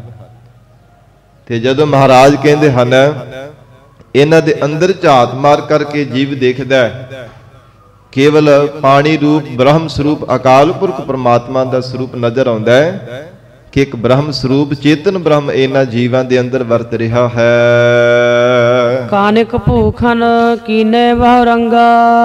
ਦੂਜਾ ਪ੍ਰਮਾਣ ਇਹ ਦਿੱਤਾ ਸੱਚੇ ਪਾਤਸ਼ਾਹ ਜੀ ਨੇ, ਕਹਿਣ ਲੱਗੇ ਕਿ ਜਿਵੇਂ ਸੋਨਾ ਹੁੰਦਾ ਉਹਦੇ ਤੋਂ ਬਹੁਤ ਸਾਰੇ ਗਹਿਣੇ ਤਿਆਰ ਕਰ ਦਿੱਤੇ ਜਾਂਦੇ ਆ, ਪਰ ਸੁਨਿਆਰੇ ਦੀਆਂ ਨਜ਼ਰਾਂ ਵਿੱਚ ਸਾਧ ਸੰਗਤ ਜੀ ਉਹ ਸੋਨਾ ਹੀ ਹੁੰਦਾ ਹੈ। ਸੰਸਾਰ ਦੇ ਲੋਕ ਦੇਖ ਕਰਕੇ ਕਹਿੰਦੇ ਹਨ ਇਹ ਕੜਾ ਹੈ, ਇਹ ਛਾਪ ਹੈ, ਇਹ ਛੱਲਾ ਹੈ, ਗਲ ਵਿੱਚ ਪਾਉਣ ਵਾਲਾ ਹਾਰ ਹੈ, ਚਾਹੇ ਕੰਠਾ ਹੈ, ਮੁੰਦਰੀ ਆਦਿਕ ਹੈ, ਬਹੁਤ ਤਰ੍ਹਾਂ ਤਰ੍ਹਾਂ ਦੇ ਉਹਨਾਂ ਗਹਿਣਿਆਂ ਦੇ ਨਾਮ ਦੇ ਦਿੱਤੇ ਜਾਂਦੇ ਆ। ਪਰ ਜਦੋਂ ਸਾਧ ਸੰਗਤ ਜੀ ਉਹਨਾਂ ਨੂੰ ਢਾਲ ਕੇ ਦੇਖਿਆ ਜਾਂਦਾ ਤੇ ਫਿਰ ਸੋਨੇ ਦਾ ਰੂਪ ਹੀ ਬਣ ਜਾਂਦਾ, ਸੋਨਾ ਹੀ ਰਹਿ ਜਾਣਾ ਕਰਦਾ ਹੈ। ਸੱਚੇ ਪਾਤਸ਼ਾਹ ਮਹਾਰਾਜ ਕਹਿੰਦੇ ਕਨਕ ਭੂਖਨ ਕੀਨੇ ਬਹੁ ਰੰਗਾ। ਇਸੇ ਪ੍ਰਕਾਰ ਸੋਨਾ ਰੂਪ ਅਕਾਲ ਪੁਰਖ ਪਰਮਾਤਮਾ ਹੈ, ਸਾਧ ਸੰਗਤ ਜੀ ਜਿਹਨੂੰ ਵਿਵਰਤਵਾਦ ਕਿਹਾ ਜਾਂਦਾ ਹੈ। ਇਹ ਸ਼ਬਦ ਦੇ ਅੰਦਰ ਦੋ ਤਰ੍ਹਾਂ ਦਾ ਵਾਦ ਮਹਾਰਾਜ ਸਾਹਿਬ ਜੀ ਨੇ ਉਚਾਰਨ ਕੀਤਾ ਹੈ, ਇੱਕ ਪ੍ਰਣੰਗਵਾਦ ਤੇ ਦੂਜਾ ਵਿਵਰਤਵਾਦ। ਕਿਉਂਕਿ ਸੰਤੋਖੇ ਜੋਗੀ ਨੇ ਸਵਾਲ ਕੀਤਾ ਸੀ, ਮਹਾਰਾਜ ਪਰਮਾਤਮਾ ਦਾ ਸਰੂਪ ਕਿਹੋ ਜਿਹਾ ਹੈ? ਤੇ ਸਤਿਗੁਰੂ ਜੀ ਨੇ ਬਚਨ ਕੀਤਾ, ਕਹਿਣ ਲੱਗੇ ਉਹ ਪਰਮਾਤਮਾ ਵਿਵਰਤਵਾਦ ਸਰੂਪ ਹੈ। ਵਿਵਰਤਵਾਦ ਉਹ ਹੁੰਦਾ ਸਾਧ ਸੰਗਤ ਜੀ ਜਿਹੜਾ ਇੱਕ ਰੂਪ ਹੈ, ਬਹੁਤੇ ਰੂਪ ਹੋ ਕਰਕੇ ਆਪਣੀ ਹੋਂਦ ਨੂੰ ਕਦੇ ਮਿਟਣ ਨਹੀਂ ਦਿੰਦਾ, ਫਿਰ ਉਹ ਇੱਕ ਰੂਪ ਹੀ ਬਣ ਜਾਣਾ ਕਰਦਾ, ਉਹਨੂੰ ਵਿਵਰਤਵਾਦ ਕਿਹਾ ਜਾਂਦਾ ਹੈ। ਦੂਜਾ ਹੁੰਦਾ ਪ੍ਰਣੰਗਵਾਦ। ਪ੍ਰਣੰਗਵਾਦ ਉਸ ਨੂੰ ਕਿਹਾ ਜਾਂਦਾ ਹੈ ਜਿਵੇਂ ਸਾਧ ਸੰਗਤ ਜੀ ਇੱਕ ਰੂਪ ਹੈ, ਉਹ ਹੋਰ ਰੂਪ ਧਾਰਨ ਕਰਦਾ ਤੇ ਫਿਰ ਆਪਣੇ ਸਰੂਪ ਦੇ ਵਿੱਚੋਂ ਨਹੀਂ ਆ ਸਕਦਾ, ਉਹਨੂੰ ਪ੍ਰਣੰਗਵਾਦ ਕਿਹਾ ਜਾਂਦਾ ਹੈ। ਜਿਵੇਂ ਦੁੱਧ ਹੈ ਨਾ, ਦੁੱਧ ਨੂੰ ਉਬਾਲਿਆ ਜਾਂਦਾ ਹੈ, ਜਾਗ ਲਾ ਕੇ ਖੱਟਾ ਲਾ ਦਿੱਤਾ ਤੇ ਦਹੀਂ ਬਣ ਗਿਆ। ਸਾਧ ਸੰਗਤ ਜੀ ਰਿੜਕ ਲਿਆ ਤੇ ਉਹਦੇ ਮੱਖਣ ਤਿਆਰ ਹੋ ਗਿਆ, ਫਿਰ ਉਹਨੂੰ ਕਾੜ ਲਿਆ ਤੇ ਉਹਦੇ ਤੋਂ ਘਿਓ ਬਣ ਗਿਆ। ਫਿਰ ਦੁਬਾਰਾ ਦੁੱਧ ਤਾਂ ਨਹੀਂ ਨਾ ਘਿਓ ਤੋਂ ਬਣ ਸਕਦਾ, ਉਹਨੂੰ ਪ੍ਰਣੰਗਵਾਦ ਕਿਹਾ ਜਾਂਦਾ ਹੈ। ਤੇ ਜਿਹੜਾ ਵਿਵਰਤਵਾਦ ਹੁੰਦਾ ਹੈ ਉਹ ਸਾਧ ਸੰਗਤ ਜੀ ਬਹੁਤੇ ਰੂਪ ਧਾਰਨ ਕਰਕੇ ਵੀ ਫਿਰ ਆਪਣੇ ਸਰੂਪ ਦੇ ਵਿੱਚ ਵਾਪਸ ਦੁਬਾਰਾ ਆ ਜਾਂਦਾ ਹੈ। ਜਿਵੇਂ ਲੋਹਾ, ਉਹਦੇ ਤੋਂ ਕਿੰਨੇ ਕਿੰਨੇ ਔਜ਼ਾਰ ਹਥਿਆਰ ਤਿਆਰ ਕੀਤੇ ਜਾਂਦੇ, ਤੇ ਜੇ ਲੋਹੇ ਨੂੰ ਘਾਲ ਦਿੱਤਾ ਜਾਵੇ ਫਿਰ ਲੋਹਾ ਹੀ ਬਣ ਜਾਂਦਾ ਹੈ। ਇਸੇ ਪ੍ਰਕਾਰ ਸੋਨਾ ਹੈ, ਉਹਦੇ ਤੋਂ ਕਿੰਨੇ ਗਹਿਣੇ ਤਿਆਰ ਕੀਤੇ ਜਾਂਦੇ ਆ। ਤੇ ਸਾਧ ਸੰਗਤ ਜੀ ਜਦੋਂ ਉਹ ਕਿੰਨੇ ਕਿੰਨੇ ਗਹਿਣੇ ਨਾਮ ਵੀ ਭਾਵੇਂ ਵੱਖੋ ਵੱਖਰੇ ਰੱਖ ਦਿੱਤੇ ਜਾਂਦੇ, ਪਰ ਜਦੋਂ ਉਸ ਨੂੰ ਢਾਲ ਦਿੱਤਾ ਜਾਵੇ ਨਾ, ਤਪਾਇਆ ਜਾਵੇ, ਤੇ ਫਿਰ ਸੋਨਾ ਹੀ ਬਣ ਜਾਂਦਾ ਹੈ। ਇਸੇ ਪ੍ਰਕਾਰ ਸਤਿਗੁਰੂ ਅਰਜਨ ਦੇਵ ਸਾਹਿਬ ਮਹਾਰਾਜ ਕਹਿਣ ਲੱਗੇ, ਕਨਕ ਭੂਖਨ ਕੀਨੇ ਬਹੁ ਰੰਗਾ। ਬਹੁਤੇ ਤਰ੍ਹਾਂ ਤਰ੍ਹਾਂ ਕਰਕੇ ਮਹਾਰਾਜ ਕਹਿੰਦੇ ਕਿ ਸੰਸਾਰ ਦੇ ਜੀਵ ਗਹਿਣੇ ਦੀ ਤਰ੍ਹਾਂ ਪ੍ਰਮਾਤਮਾ ਨੇ ਘੜੇ ਹਨ। ਬੀਜ ਬੀਜ ਦੇਖਿਓ ਬਹੁ ਪ੍ਰਕਾਰਾ। ਬੀਜ ਬੀਜ ਦੇਖਿਓ ਬਹੁ ਪ੍ਰਕਾਰਾ। ਇੱਕ ਬੀਜ ਧਰਤੀ ਵਿੱਚ ਬੀਜਿਆ ਜਾਂਦਾ ਹੈ ਤੇ ਉਹਦੇ ਤੋਂ ਸਾਧ ਸੰਗਤ ਜੀ ਕਿੰਨੇ ਅੱਗੇ ਬੀਜ ਤਿਆਰ ਹੋ ਜਾਂਦੇ ਆ। ਇੱਕ ਬੀਜ ਧਰਤੀ ਵਿੱਚ ਬੀਜਿਆ ਜਾਂਦਾ ਹੈ, ਉਹ ਸਾਧ ਸੰਗਤ ਜੀ ਉਹਦੇ ਤੋਂ ਅੰਗੂਰ ਫੁੱਟਦਾ ਹੈ, ਫਿਰ ਸਹਿਜੇ ਸਹਿਜੇ ਵੱਡਾ ਹੁੰਦਾ ਰੁੱਖ ਬਣਦਾ ਹੈ। ਉਹਨੂੰ ਸਾਧ ਸੰਗਤ ਜੀ ਪੱਤੇ ਪੱਤੀਆਂ ਫੁੱਲ ਟਾਹਣੀਆਂ, ਫਿਰ ਉਹਨੂੰ ਫਲ ਵੀ ਲੱਗਦਾ। ਸੱਚੇ ਪਾਤਸ਼ਾਹ ਮਹਾਰਾਜ ਫਰਮਾਉਂਦੇ ਹਨ, ਫਲ ਪਾਕੇ ਤੇ ਏਕੰਕਾਰਾ। ਫਲ ਪਾਕੇ ਤੇ ਵਿਸਰਾਮ ਆਵੇਗਾ। ਮਹਾਰਾਜ ਕਹਿੰਦੇ ਫਲ ਪਾਕੇ ਤੇ ਏਕੰਕਾਰਾ। ਫਲ ਪੱਕਣ ਤੋਂ ਫੇਰ ਕੇਵਲ ਇੱਕ ਬੀਜ ਹੀ ਰਹਿ ਜਾਣਾ ਕਰਦਾ।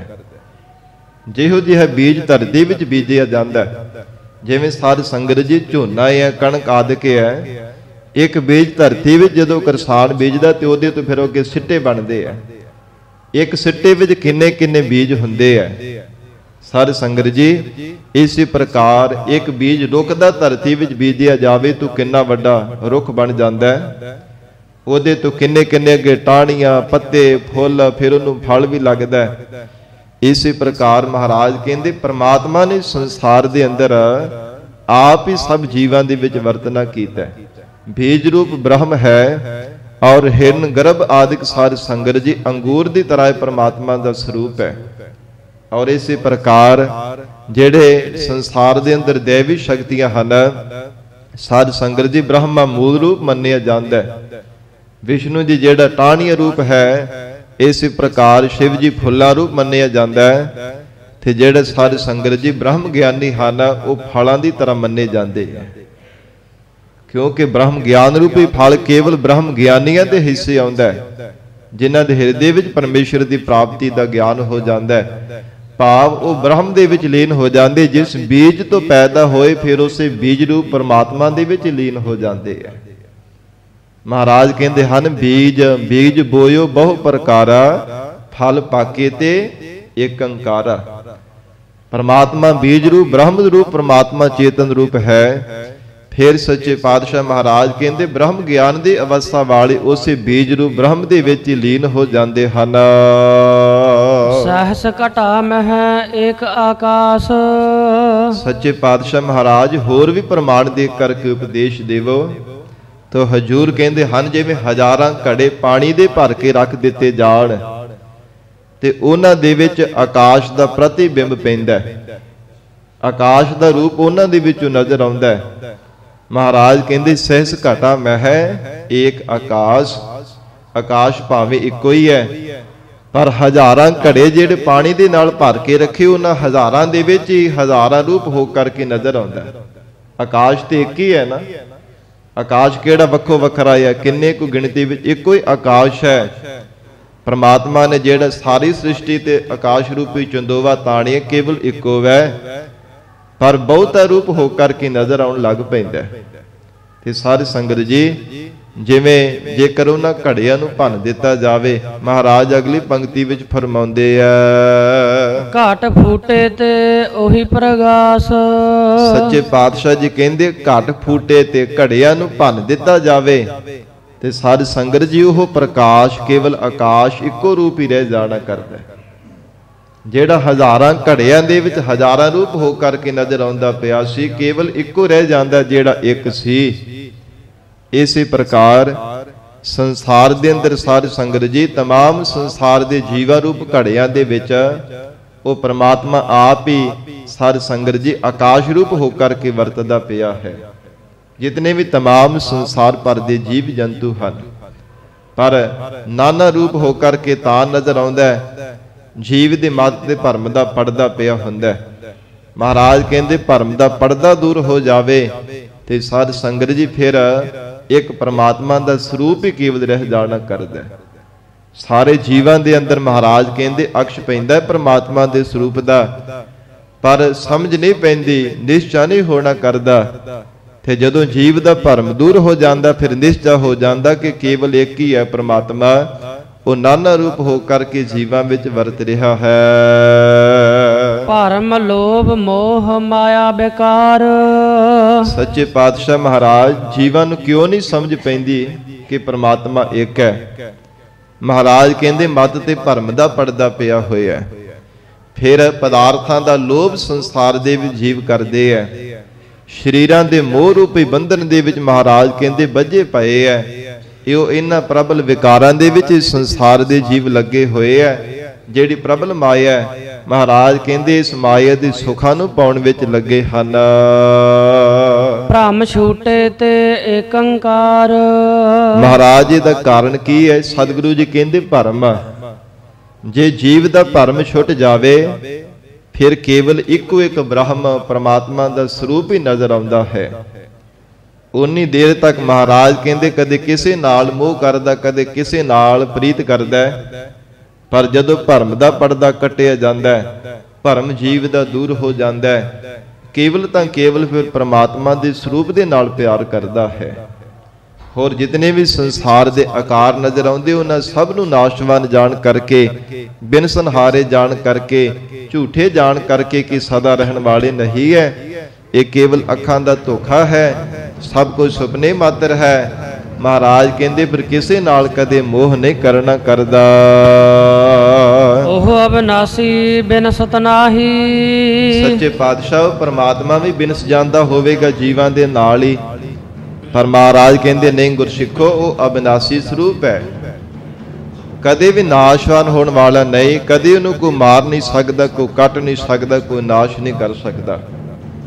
ਐਸਾ ਅਕਾਲ ਪੁਰਖ ਪਰਮਾਤਮਾ ਦਾ ਸਰੂਪ ਹੈ। ਉਹ ਅਬਿਨਾਸੀ ਬਿਨਸਤ ਨਾਹੀ, ਅਬਿਨਾਸੀ ਸਰੂਪ ਹੈ। ਇਸ ਕਰਕੇ ਮਹਾਰਾਜ ਕਹਿੰਦੇ ਬਿਨਸਦਾ ਨਹੀਂ ਹੈ, ਕਦੇ ਉਹ ਮਰਨ ਵਾਲਾ ਨਹੀਂ ਹੈ। ਨਾ ਕੋ ਆਵੇ ਨਾ ਕੋ ਜਾਹੀ। ਨਾ ਤਾਂ ਉਹ ਸੰਸਾਰ ਦੇ ਜੀਵਾਂ ਦੀ ਤਰ੍ਹਾਂ ਬਾਰ-ਬਾਰ ਜਨਮ ਧਾਰਨ ਕਰਦਾ ਹੈ, ਨਾ ਕਦੇ ਮਰ ਕੇ ਜਾਂਦਾ ਹੈ। ਜਿਹੋ ਜਿਹਾ ਪ੍ਰਮਾਤਮਾ ਹੈ ਉਹੋ ਜਿਹਾ ਰਹਿੰਦਾ ਹੈ। ਤੇ ਮਹਾਰਾਜ ਕਹਿੰਦੇ ਕਿ ਜੰਮਣ ਤੇ ਮਰਨ ਤੋਂ ਰਹਿਤ ਆਪ ਹੀ ਸੁਤੇ ਪ੍ਰਕਾਸ਼ਮਾਨ ਪ੍ਰਮਾਤਮਾ ਦਾ ਸਰੂਪ ਹੈ। ਤੇ ਜਿਹੜੇ ਜੀਵ ਮਹਾਰਾਜ ਉਸ ਪ੍ਰਮਾਤਮਾ ਦਾ ਸਰੂਪ ਹੋ ਜਾਂਦੇ ਨੇ, ਸੱਚੇ ਪਾਤਸ਼ਾਹ ਕਹਿੰਦੇ ਨਾ ਕੋ ਆਵੇ ਨਾ ਕੋ ਜਾਹੀ। ਫਿਰ ਉਹਨਾਂ ਜੀਵਾਂ ਨੂੰ ਨਾ ਤਾਂ ਸੰਸਾਰ ਦੇ ਵੀ ਜਨਮ ਧਾਰਨ ਕਰਕੇ ਆਉਣਾ ਪੈਂਦਾ ਹੈ, ਨਾ ਮਰ ਕੇ ਸੰਸਾਰ ਤੋਂ ਕਿਤੇ ਜਾਣਾ ਪੈਂਦਾ ਹੈ। ਉਹ ਪਰਮੇਸ਼ਰ ਦਾ ਸਰੂਪ ਦੇ ਵਿੱਚ ਅਭੇਦ ਹੋ ਜਾਂਦੇ ਹਨ। ਗੁਰ ਪੂਰੈ ਹਉਮੈ ਮਲ ਧੋਈ। ਗਰੀਬ ਨਵਾਜ ਮਹਾਰਾਜ ਸੱਚੇ ਪਾਤਸ਼ਾਹ ਜੀ ਨੇ ਜਦੋਂ ਉਪਦੇਸ਼ ਦਿੱਤਾ ਤੇ ਫਿਰ ਸਾਧ ਸੰਗਤ ਜੀ ਸੰਤੋਖੀ ਜੋਗੀ ਦੇ ਕਿਵਾੜ ਖੁੱਲ ਗਏ। ਭਰਮ ਦੂਰ ਹੋ ਗਿਆ ਕਿ ਸੰਸਾਰ ਨਾਸ਼ਵਾਨ ਹੈ। ਜਿਸ ਭਰਮ ਕਰਕੇ ਸੰਸਾਰ ਦੇ ਵਿੱਚ ਚਿੱਤ ਨੂੰ ਜੋੜ ਕੇ ਰੱਖਿਆ ਸੀ।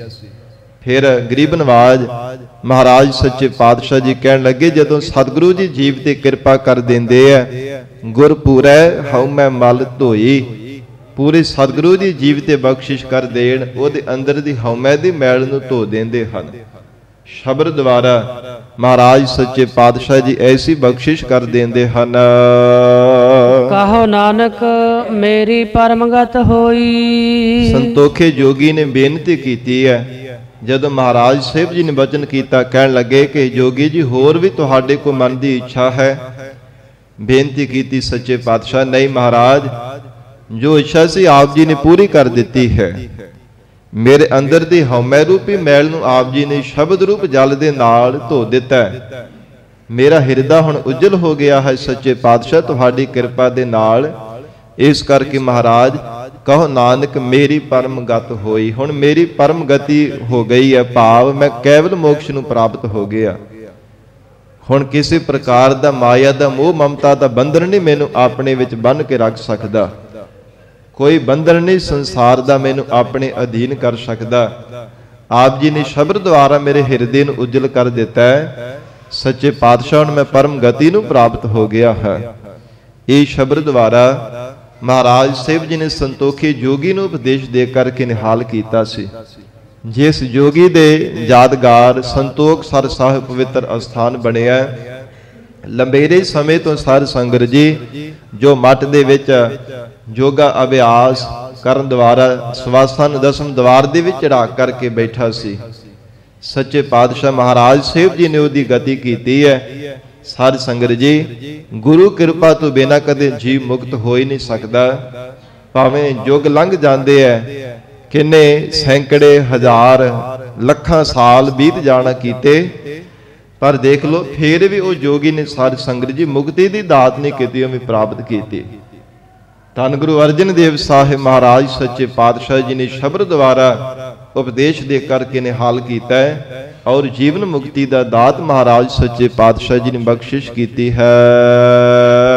ਸੂਹੀ ਮਹੱਲਾ ਪੰਜਵਾ, ਕੀਤਾ ਲੋੜ ਹੈ ਸੋ ਪ੍ਰਭ ਹੋਏ। ਗੁਰਸਿੱਖਾਂ ਨੇ ਬੇਨਤੀ ਕੀਤੀ ਮਹਾਰਾਜ ਸਾਹਿਬ ਜੀ ਨੂੰ, ਗਰੀਬ ਨਵਾਜ, ਅਕਾਲ ਪੁਰਖ ਪ੍ਰਮਾਤਮਾ ਦੀ ਭਗਤੀ ਦੀ ਦਾਤ ਕਿਵੇਂ ਪ੍ਰਾਪਤ ਹੋ ਸਕਦੀ ਹੈ? ਪਰਮੇਸ਼ਰ ਦਾ ਨਾਮ ਜਪਣਾ ਇੱਕ ਮਨ ਚਿਤ ਹੋ ਕੇ ਮਹਾਰਾਜ ਜੀਵਨ ਵਿੱਚ ਕਿਵੇਂ ਦਾਤ ਮਿਲ ਸਕਦੀ ਹੈ? ਸੱਚੇ ਪਾਤਸ਼ਾਹ ਕਹਿੰਦੇ ਪ੍ਰਮਾਤਮਾ ਦੇ ਚਰਨਾਂ ਵਿੱਚ ਅਰਦਾਸ ਕਰਿਆ ਕਰੋ। ਗਰੀਬ ਨਵਾਜ ਸਤਿਗੁਰੂ ਜੀ ਦੇ ਸਨਮੁਖ ਹੋ ਕਰਕੇ ਮਨ ਬੁੱਧ ਰੂਪੀ ਹੱਥਾਂ ਨੂੰ ਜੋੜ ਕੇ ਪਿਆਰ ਵਿੱਚ ਭਿੱਜ ਕਰਕੇ ਸ਼ਰਧਾ ਤੇ ਭਾਵਨਾ ਦੇ ਨਾਲ ਹਜੂਰ ਦੇ ਚਰਨਾਂ ਵਿੱਚ ਅਰਦਾਸ ਕਰਿਆ ਕਰੋ। ਸਾਧ ਸੰਗਤ ਜੀ, ਜੇ ਜੀਵਨ ਦੇ ਅੰਦਰ ਕੁਝ ਦਾਤ ਲੈਣੀ ਹੋਵੇ, ਮਹਾਰਾਜ ਸੱਚੇ ਪਾਤਸ਼ਾਹੀ ਦਾ ਜਸ ਕਰਕੇ ਸਤਿਗੁਰਾਂ ਨੂੰ ਪ੍ਰਸੰਨ ਕਰਨਾ ਪੈਂਦਾ। ਮਹਾਰਾਜ ਕਿਰਪਾ ਕਰੋ, ਸੱਚੇ ਪਾਤਸ਼ਾਹੀ ਦਾਤ ਮੈਨੂੰ ਜੀਵਨ ਦੇ ਅੰਦਰ ਬਖਸ਼ੋ। ਤੇ ਪਰਮੇਸ਼ਰ ਦੇ ਪਿਆਰੇ ਅਕਾਲ ਪੁਰਖ ਵਾਹਿਗੁਰੂ ਜੀ ਦੇ ਗੁਣਾਂ ਨੂੰ ਯਾਦ ਕਰਦੇ ਹੋਏ ਪ੍ਰਮਾਤਮਾ ਆਪ ਜੀ ਦੇ ਬੇਅੰਤ ਗੁਣ ਹੈ। ਮਹਾਰਾਜ ਬਹੁਤ ਸਾਡੇ ਉੱਪਰ ਉਪਕਾਰ ਹੈ। ਗੁਣਾਂ ਨੂੰ ਯਾਦ ਕਰਦੇ ਹੋਏ ਸਤਿਗੁਰਾਂ ਦੇ ਚਰਨਾਂ ਵਿੱਚ ਅਰਦਾਸ ਕਰਦੇ ਹਨ। ਕੀਤਾ ਲੋੜ ਹੈ ਸੋ ਪ੍ਰਭ ਹੋਏ। हे ਪ੍ਰਮਾਤਮਾ, ਜੋ ਕੁਝ ਆਪ ਜੀ ਕਰਨਾ ਚਾਹੁੰਦੇ ਹੋ ਨਾ ਲੋੜਦੇ ਮਹਾਰਾਜ, ਉਹ ਕੁਝ ਹੀ ਸੰਸਾਰ ਦੇ ਵਿੱਚ ਹੁੰਦਾ ਹੈ। ਲੰਘੇ ਸਮੇਂ ਵਿੱਚ ਵੀ ਮਹਾਰਾਜ ਉਹ ਕੁਝ ਹੁੰਦਾ ਸੀ ਜੋ ਆਪ ਜੀ ਚਾਹੁੰਦੇ ਸੀ। ਆਉਣ ਵਾਲੇ ਸਮੇਂ ਵਿੱਚ ਮਹਾਰਾਜ ਭਵਿੱਖਤ ਕਾਲ ਦੇ ਵਿੱਚ ਉਹ ਕੁਝ ਹੋਵੇਗਾ ਜੋ ਕੁਝ ਆਪ ਦੀ ਚਾਹੋਗੇ। ਪਰਮਾਤਮਾ ਦੇ ਗੁਣ ਯਾਦ ਕਰਦੇ ਹੋਏ ਅਰਦਾਸ ਕਰਦੇ ਆ ਪਰਮਾਤਮਾ ਦੇ ਚਰਨਾਂ ਵਿੱਚ, हे ਪ੍ਰਮਾਤਮਾ, ਕੀਤਾ ਲੋੜ ਹੈ ਉਹ ਕੁਝ ਮਹਾਰਾਜ ਸੰਸਾਰ ਦੇ ਜੀਵਾਂ ਨੇ ਕੀਤਾ ਹੈ, ਕਰ ਰਹੇ, ਕਰਨਗੇ ਜੋ ਮਹਾਰਾਜ ਆਪ ਦੀ ਚਾਹੋਗੇ। ਜਿਵੇਂ ਆਪ ਜੀ ਮਹਾਰਾਜ ਜੀਵਾਂ ਤੇ ਹੁਕਮ ਵਰਤਾਵੋਗੇ। ਤੁਝ ਬਿਨ ਦੂਜਾ ਨਾਹੀ ਕੋਏ। ਕਿਉਂਕਿ ਮਹਾਰਾਜ ਜੀ ਆਪ ਜੀ ਤੋਂ ਬਿਨਾਂ ਕੋਈ ਦੂਜਾ ਨਹੀਂ ਸੀ, ਨਾ ਹੈ ਤੇ ਨਾ ਹੋਵੇਗਾ। ਤੁਧ ਬਿਨ ਦੂਜਾ ਨਾਹੀ ਕੋਏ, ਤੂੰ ਕਰਤਾਰ ਕਰਹਿ ਸੋ ਹੋਏ। ਪਰਮਾਤਮਾ ਜੋ ਕੁਝ ਤੂੰ ਕਰਨਾ ਚਾਹੁੰਦਾ ਉਹ ਕੁਝ ਹੀ ਹੋਣ ਵਾਲਾ ਹੈ। ਜੀਵਾਂ ਦਾ ਆਪਣਾ ਕੋਈ ਚਾਰਾ ਨਹੀਂ, ਆਪਣਾ ਕੋਈ ਬਲ ਨਹੀਂ ਹੈ। तमाम संसार भर दे जीवन परमेश्वर तू आप भी चलाउण वाला है। सो जन सेवे तिस पूर्ण काज, ਸੋ ਨਹੀਂ ਜੋ ਜਨ ਹੈ। ਫਿਰ ਪੜੋ। ਜੋ ਜਨ ਸੇਵੇ ਤਿਸ ਪੂਰਨ ਕਾਜ। ਸਤਿਗੁਰੂ ਅਰਜਨ ਦੇਵ ਸਾਹਿਬ ਮਹਾਰਾਜ ਕਹਿੰਦੇ ਹਨ, ਐ ਗੁਰਸਿੱਖੋ, ਜਿਹੜੇ ਜਨ ਬਣ ਕੇ, ਦਾਸ ਬਣ ਕੇ ਪ੍ਰਮਾਤਮਾ ਦੀ ਭਜਨ ਬੰਦਗੀ ਰੂਪ ਸੇਵਾ ਕਰਦੇ ਨੇ, ਪ੍ਰਮਾਤਮਾ ਦਾ ਸਿਮਰਨ ਕਰਦੇ ਨੇ, ਤਿਸ ਪੂਰਨ ਕਾਜ, ਉਹਨਾਂ ਦੇ ਵਿਵਹਾਰਕ ਤੇ ਪਰਮਾਰਥਿਕ ਕਾਰਜ ਪੂਰੇ ਹੋ ਜਾਂਦੇ ਨੇ। ਜੋ ਜਨ ਲੇਹ ਖਸਮ ਕਾ ਨਾਉ। ਸੱਚੇ ਪਾਤਸ਼ਾਹ ਮਹਾਰਾਜ ਜੀ ਨੇ ਤਾਂ ਹੀ ਗੁਰਬਾਣੀ ਵਿੱਚ ਬਚਨ ਕੀਤਾ ਨਾ, ਜੋ ਜਨ ਲੇਹ ਖਸਮ ਕਾ ਨਾਉ ਤਿਨ ਕੈ ਸਦ ਬਲਿਹਾਰੈ ਜਾਓ। ਉਹਨਾਂ ਤੋਂ ਸਦਾ ਸਾਨੂੰ ਬਲਿਹਾਰ ਜਾਣਾ ਚਾਹੀਦਾ ਹੈ, ਜਿਨ੍ਹਾਂ ਦੇ ਸਾਧ ਸੰਗਤ ਜੀ ਅਚਨਚੇਤ ਨਿਸ਼ਚਿੰਤ ਕਾਰਜ ਪ੍ਰਮਾਤਮਾ ਆਪ ਕਿਰਪਾ ਕਰਕੇ ਪੂਰੇ ਕਰ ਦਿੰਦਾ, ਜਿਨ੍ਹਾਂ ਨੂੰ ਵਾਹਿਗੁਰੂ ਦੇ ਨਾਮ ਦਾ ਪਿਆਰ ਲੱਗ ਜਾਂਦਾ, ਉਹ ਪਿਆਰ ਵਿੱਚ ਭਿੱਜ ਕੇ ਪਰਮੇਸ਼ਰ ਦਾ ਨਾਮ ਜਪਦੇ ਆ ਤੇ ਪਰਮੇਸ਼ਰ ਆਪ ਕਿਰਪਾ ਕਰਕੇ ਉਹਨਾਂ ਦੇ ਕਾਰਜ ਸਫਲੇ ਬਣਾ ਦਿੰਦਾ।